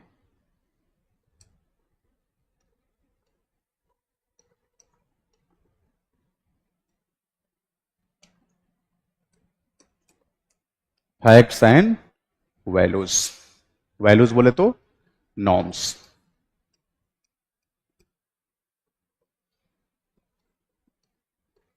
तथ्य तथा मूल्य। समझ रहे मेरी बात? तथ्य तथा मूल्य। अब जरा समझते हैं कि तथ्य का क्या मतलब है और मूल्य का क्या मतलब है। ध्यान रखिएगा, हमेशा राजनीतिक सिद्धांत इन्हीं दो अवयवों से मिलकर बना होता है। कौन कौन से अवयव? तथ्य तथा मूल्य, फैक्ट्स एंड वैल्यूज। देखो जी, फैक्ट का मतलब है कि एक ऐसी अध्ययन शैली जो रिसर्च बेस्ड हो, शोध आधारित हो, जो सर्वे बेस्ड हो, सर्वेक्षण या पर्यवेक्षण आधारित हो, जो ऑब्जर्वेशन बेस्ड हो। ऐसी जो स्टडी होती है उसका परिणाम तथ्य होता है। तथ्य मतलब फैक्ट। फैक्ट। अब जैसे मान लीजिए मैं कहूं, दो बातें आपसे बोलूं, सभी मनुष्य मरणशील हैं, ऑल मेन आर मोर्टल, सभी मनुष्य मरणशील है। अब ये हमारे दिमाग में एक अवधारणा विकसित कर दी गई कि भाई सभी मनुष्य मरणशील है, जो पैदा हुआ है वो एक दिन मरेगा। और उसी आधार पे हम जहां भी किसी व्यक्ति को देखते हैं तुरंत कंक्लूड कर देते हैं कि अच्छा ये व्यक्ति है, एक दिन मरेगा। मैं व्यक्ति हूं, एक दिन मरूंगा। ये व्यक्ति हैं, एक दिन मरेंगे। मरते हुए देख नहीं रहे हैं आप। आपके दिमाग में जो बात एक फीड हो गई है, निष्कर्ष एक फीड हो चुका है, या कह सकते हैं मूल कथन फीड हो गया है, उसी के आधार पर आप कंक्लूजन निकालते जा रहे हैं। बताइए, यहां पर कोई ऑब्जर्वेशन है, कोई एक्सपेरिमेंटेशन है, कोई सर्वे है? नहीं, केवल मानसिक चिंतन है। इस तरह की अध्ययन शैली को क्या बोलते हैं हम? Deductive study technique. क्या बोलते हैं? डिडक्टिव। अध्ययन का निगमनात्मक तरीका। अध्ययन का निगमनात्मक। किस अध्ययन शैली को? चिंतन वाली, जिसमें पहले से हम चिंतन कर लिए हैं कि सभी मनुष्य मरणशील हैं, है ना, और फिर उसी के आधार पे परिणाम निकाल रहे हैं कि अच्छा X Y Z A B C ये मनुष्य हैं तो एक दिन मरेंगे। ये जो अध्ययन का तरीका हुआ, ये रिसर्च बेस्ड नहीं है, ये ऑब्जर्वेशन बेस्ड नहीं है, ये एक्सपेरिमेंटेशन बेस्ड नहीं है। ऐसी अध्ययन शैली को निगमनात्मक अध्ययन शैली कहते हैं। क्या बोलते हैं? निगमनात्मक अध्ययन शैली। Deductive method of study. Deductive method of study. अच्छा, अगर मान लीजिए आपने अनुभव किया, 2 महीने पहले देखा कि भाई हमारे पड़ोस से किसी की अर्थी निकली, उसके पहले उन्हें आप एकदम फिट एंड फाइन जब भी मिलते थे, आप उन्हें जानते हैं, हालांकि वो बूढ़े हो गए थे, मर गए। फिर कभी देखा कि गांव के दूसरे टोले मोहल्ले से नदी किनारे कोई लाश जा रही है। अब ये अनुभव है, आपने एक्सपीरियंस किया, व्यवहार में आपने महसूस किया। अब इसके आधार पे आप निष्कर्ष पे पहुंच सकते हैं कि अच्छा लग रहा है कि जो पैदा हुआ है एक दिन उसे जाना ही है। ये हम साफ साफ अनुभव कर पा रहे हैं। इसके आधार पे जो आप कंक्लूजन निकालेंगे वो कंक्लूजन क्या होगा? कहेंगे ना कि रिसर्च बेस्ड कंक्लूजन है, ऑब्जर्वेशन बेस्ड कंक्लूजन है। इसी को हम फैक्ट कहते हैं। क्या बोलते हैं? फैक्ट। कि भाई हमने अपने ऑब्जर्वेशन से, अपने एक्सपेरिमेंटेशन से अमुक अमुक परिणाम निकाला। यानी अनुभव के आधार पे ज्यादातर लोगों को आपने मरते हुए देखा, स्वयं के स्तर पे देखा, और फिर आप किस तथ्य पर पहुंचे? यही कि जो आया है वो जाएगा, सभी मनुष्य मरणशील है। इसको कहते हैं इंडक्टिव मेथड ऑफ स्टडी, अध्ययन का आगमनात्मक तरीका। ये बात समझ में आई कि नहीं? आगमनात्मक तरीका। करिश्मा पूछ रही है कि सर क्लास की टाइम डेली यही रहेगा क्या? हाँ, यही टाइम रहेगा, है ना। मतलब फिलहाल देखिए, समय में कोई भी बदलाव होता है तो कोचिंग एडमिनिस्ट्रेशन की तरफ से आपको सूचित किया जाता है ना। और जैसे आपको सूचित किया जाता है वैसे हम टीचर्स को भी किया जाता है। तो फिलहाल जो टाइमिंग अलॉट हुई है, आप मानकर चलेंगे कि यही टाइमिंग है, 11 से 1। हालांकि मैं समझ सकता हूं कि इस समय कई सारे बच्चों की जनरल स्टडीज की क्लासेस ओवरलैप कर रही है ना। अब जीएस की क्लास कभी थोड़ा पहले छूट गई मान लीजिए, तब तो बच्चे दौड़ लगा के आ जाते हैं। अब पता चला कि ऑन टाइम या थोड़ा सा विलंबित क्लास छूट रही है 5-10 मिनट लेट से, तो फिर वो ऑप्शनल की क्लास तक पहुंच नहीं पाते, क्योंकि ऑप्शनल की क्लास का लेक्चर हॉल और जीएस की क्लास के लेक्चर हॉल में भी मुझे लगता है 3-4 किलोमीटर की दूरी है। हाँ, तो थोड़ी ये सारी विसंगतियां तो है, बट कोई नहीं। लेक्चर्स रिकॉर्डेड फॉर्म में तो आपको उपलब्ध करा ही दिया जाता है ना।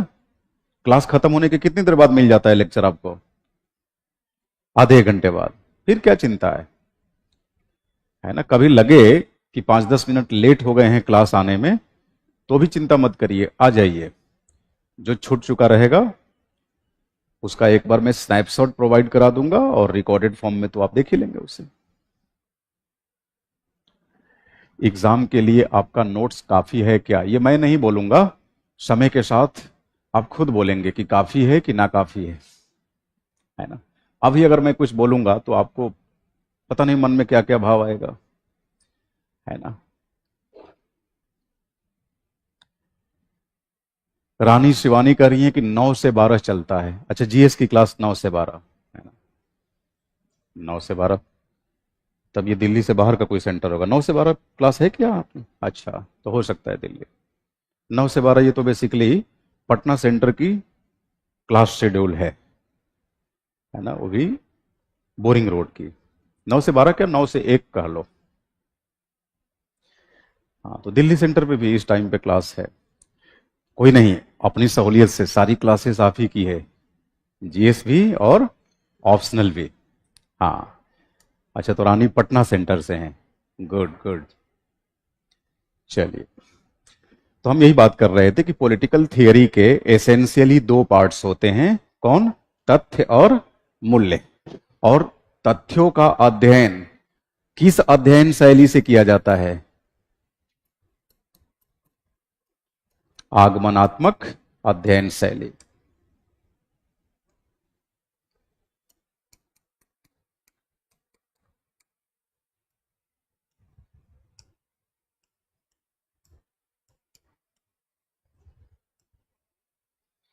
आगमनात्मक अध्ययन शैली। इस अध्ययन शैली में क्या होता है कि परिणाम आपके सामने होगा, परिणाम के आधार पर आप क्या करेंगे? निष्कर्ष निकालेंगे, है ना, परिणाम के आधार पे।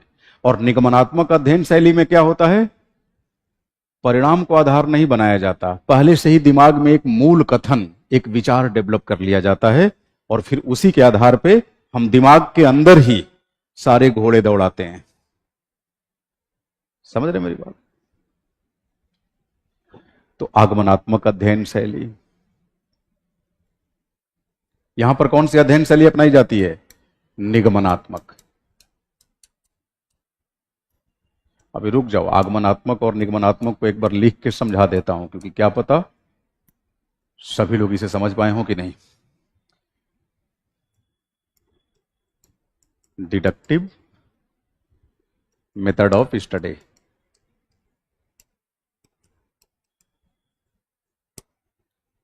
देखो, X died, Y died, Z died, X Y and Z are what? Human beings. अब ये हमने एक्सपीरियंस किया, है ना। इस अनुभव के आधार पर हम क्या निचोड़ निकाल सकते हैं, क्या निष्कर्ष निकाल सकते हैं? शाहिद, पंकज, क्या निचोड़ निकालेंगे? यही ना।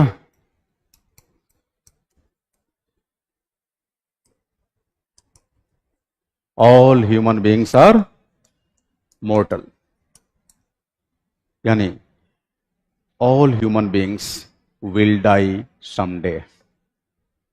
यही मतलब हुआ ना, सभी मनुष्य मरणशील है, यानी हर व्यक्ति एक ना एक दिन मरेगा। लेकिन ये जो कंक्लूजन है हमने कैसे निकाला बताइए? इस अनुभव के आधार पे ना। तो अनुभव आधारित जो अध्ययन शैली है उसको हम कैसी अध्ययन शैली कहेंगे? आगमनात्मक या निगमनात्मक?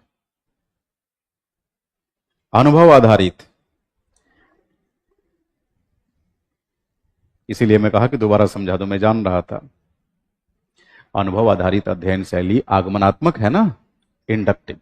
इंडक्टिव डिडक्टिव में क्या होता है, हम पहले से स्टेटमेंट बना लेंगे और फिर उसी स्टेटमेंट को डेराइव करेंगे। अब जैसे मान लीजिए कि हमारे पास कोई अनुभव नहीं है, हमने पहले से दिमाग में एक सोच डेवलप कर ली, क्या सभी मनुष्य मरणशील हैं, सभी मनुष्य मरणशील हैं। अब हमें पता चला कि अच्छा X Y Z M N ये सब क्या हैं? ह्यूमन बींग्स हैं। इनको हम मरते हुए नहीं देख रहे हैं, बस ये जान रहे हैं कि सभी मनुष्य मरणशील हैं, since they are human beings so they will die someday. अब बताइए, ये अध्ययन शैली अनुभव आधारित है कि चिंतन आधारित है? अनुभव, एक्स को मरते हुए देख रहे हैं आप, नहीं, चिंतन आधारित ना। इसको हम कैसी अध्ययन शैली बोलेंगे? निगमनात्मक। क्या बोलेंगे? निगमनात्मक। Deductive study methodology. लिख लो इसको, नहीं भूल जाओगे।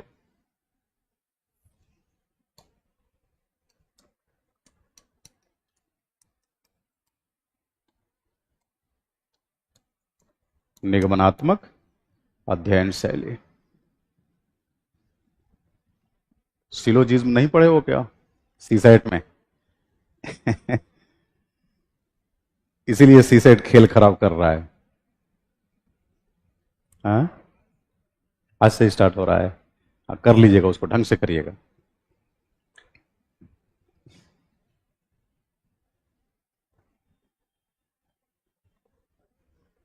तो देखिए, मैं यही बता रहा था कि तथ्य यानी राजनीतिक सिद्धांत के दो अभिन्न हिस्से हैं। कौन कौन से? तथ्य तथा मूल्य। यानी राजनीतिक सिद्धांत को समझने की, पढ़ने की जो अध्ययन शैली है वो आगमनात्मक तथा निगमनात्मक दोनों है कि नहीं? दोनों। क्योंकि राजनीतिक सिद्धांत के दो पक्ष हैं, तथ्य और मूल्य। तथ्यों की अध्ययन शैली क्या है?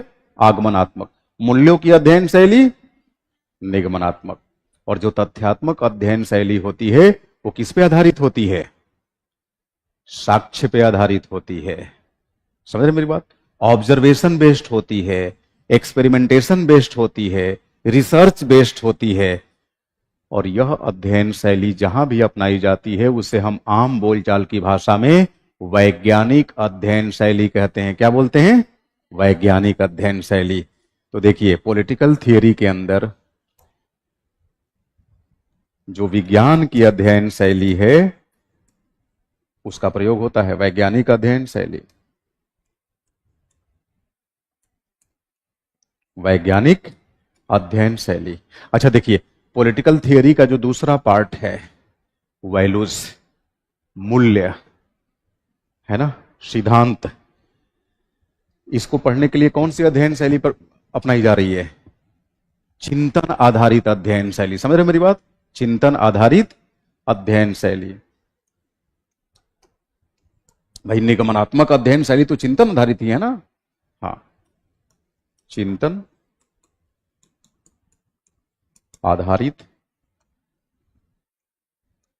अध्ययन शैली। ध्यान रखिएगा, चिंतन आधारित अध्ययन शैली बेसिकली दर्शन शास्त्र की अध्ययन शैली है। किसकी अध्ययन शैली? दर्शन शास्त्र की। तो इसी को हम बोलते हैं दार्शनिक अध्ययन शैली।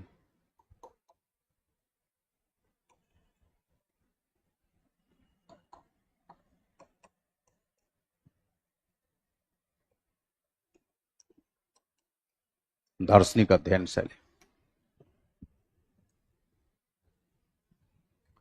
क्लियर ये बात? देखो, एक विचारक है एंड्रू हैकर, वो कहता है कि एक राजनीतिक सिद्धांतकार एक ही समय में दो भूमिकाओं का निर्वहन करता है। वो जहां एक तरफ वैज्ञानिक की भूमिका में होता है, वहीं दूसरी तरफ दार्शनिक की भूमिका में होता है। क्यों? क्योंकि राजनीतिक सिद्धांत हमें विज्ञान तथा दर्शन दोनों की सैर करा देता है। समझ रहे मेरी बात? आगे देखते हैं अगली विशेषता।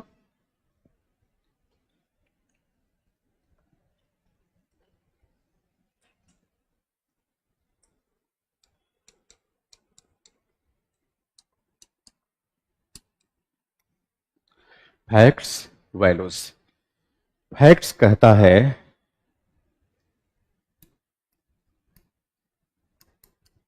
कि व्हाट इज व्हाट, हिंदी में बोलते हैं इसको क्या है। यह नहीं कि क्या होना चाहिए, क्या है एट प्रेजेंट, अभी क्या है, वास्तु स्थिति क्या है, इसका परीक्षण करता है। दार्शनिक शब्द का अर्थ होता है कि आप कह सकते हैं एक ऐसा व्यक्ति जो उन विषयों का अध्ययन कर रहा है जो नॉन एग्जिस्टिंग है, जो एग्जिस्ट ही नहीं करते, जो अमूर्त है, अमूर्त, जो वास्तविक जीवन में एग्जिस्ट नहीं करते, केवल मस्तिष्कीय जीवन में एग्जिस्ट करते हैं। समझ रहे हैं? चलो, तो फैक्ट का संबंध किससे है? हाँ, क्या से है, मतलब वास्तु स्थिति क्या है। अच्छा, वैल्यूज, इसका संबंध किससे है? What ought to be, means क्या होना चाहिए, क्या होना चाहिए। मूल्य का संबंध इससे है, यानी दर्शन इस बात की तरफ हमें निर्देशित करता है कि आपको क्या करना चाहिए, है ना, क्या होना चाहिए, ये नहीं कि क्या है ना। फैक्ट सत्य और असत्य की बात करेगा, सही और गलत की बात करेगा कि अच्छा ये सही है या गलत है, साफ साफ फैक्ट की बात तो यही हुई। लेकिन वैल्यूज किसकी बात करेगा? उचित अथवा अनुचित,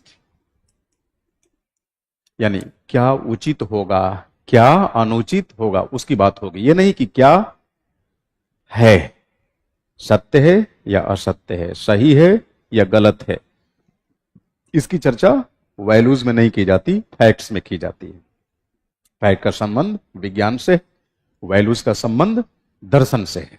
ठीक है, दूसरी बात,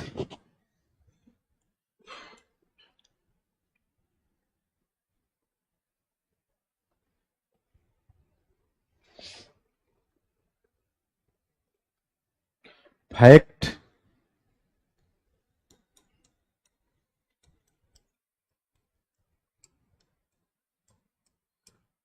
शोध व सर्वेक्षण आधारित होने के नाते हमें यथार्थ जगत, यथार्थ जगत मतलब व्यवहारिक जीवन, है ना,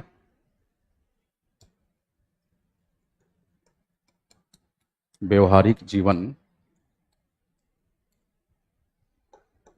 से जोड़ता है। जबकि वैल्यूज, वैल्यूज हमें, वैल्यू चिंतन प्रधान है ना, बताओ समझ में आ रही है कि नहीं? हाँ, चिंतन प्रधानता की वजह से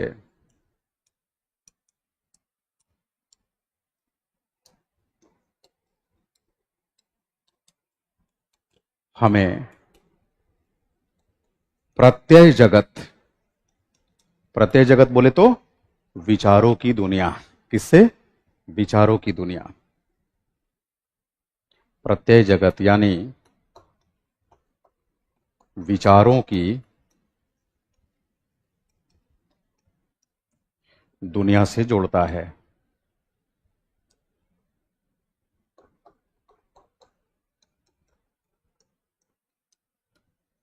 विचारों की दुनिया से जोड़ता है, और विचारों की दुनिया से जोड़ते हुए हमें कहां ले जाता है? ये आदर्श की तरफ ले जाता है। समझ रहे मेरी बात? आदर्श की तरफ। आदर्श की तरफ का मतलब यह हुआ कि भाई आदर्श जीवन शैली कैसी होनी चाहिए, आदर्श शासन प्रणाली कैसी होनी चाहिए, है ना, आदर्श शासक कैसा होना चाहिए, आदर्श संस्थाएं कैसी होनी चाहिए, इसकी तरफ इशारा करता है। अच्छा, तथ्य जो है उसी की बात करेगा। क्या उचित होगा क्या अनुचित इसकी चिंता नहीं है, जो उपलब्ध है उसी की बात करेगा। नहीं, इसको ध्यान से समझिएगा क्योंकि यहां से बहुत टेक्निकल क्वेश्चंस निकलेंगे, है ना। अभी जब राजनीतिक सिद्धांत के विभिन्न उपागमों के बारे में पढ़ाऊंगा तो उसमें एक उपागम होगा दार्शनिक उपागम, लिखवाया हूं आपको, है ना।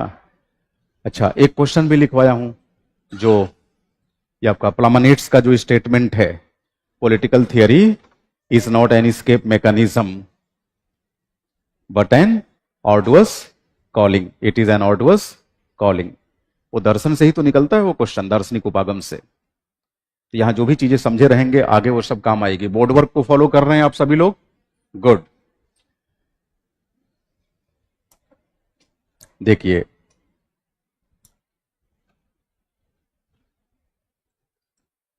पॉलिटिकल थियरी, पॉलिटिकल थियरी अपने आप में एक हाइपोथेसिस है। हाइपोथेसिस है, हिंदी में इसको बोलते हैं परिकल्पना। समझ रहे मेरी बात? परिकल्पना। और ध्यान रखिएगा, परिकल्पना सही भी सिद्ध हो सकती है और फॉल्स भी, गलत भी सिद्ध हो सकती है। दूसरी बात, पॉलिटिकल थ्योरी का संबंध हमेशा किसी न किसी विषय वस्तु से होता है।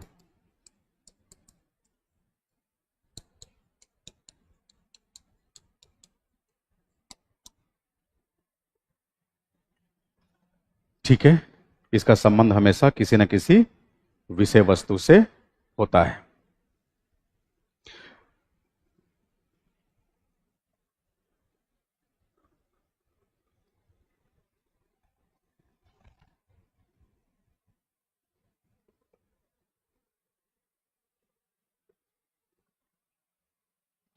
प्रिंस कह रहे हैं सर क्वेश्चन का फॉर्मेट समझा दीजिए प्लीज।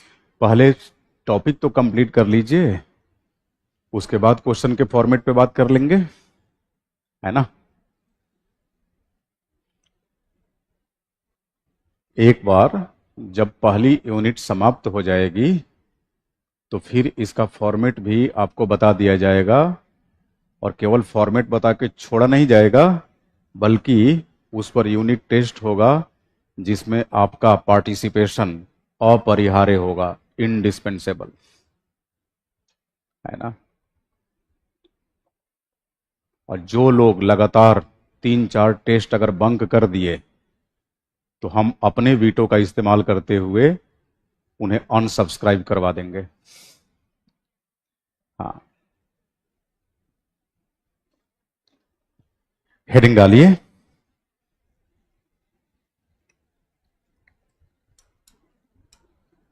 राजनीतिक सिद्धांत का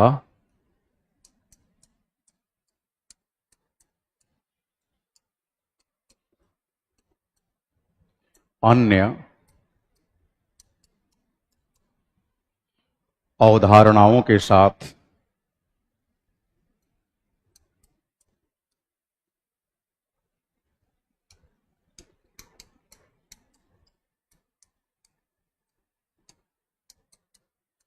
तुलनात्मक अध्ययन,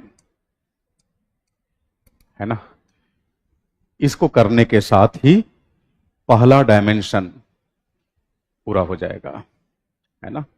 पहला डायमेंशन कौन? राजनीतिक सिद्धांत का अर्थ। फिर हम सेकंड डायमेंशन में एंट्री करेंगे जहां पढ़ेंगे राजनीतिक सिद्धांत के विभिन्न उपागम।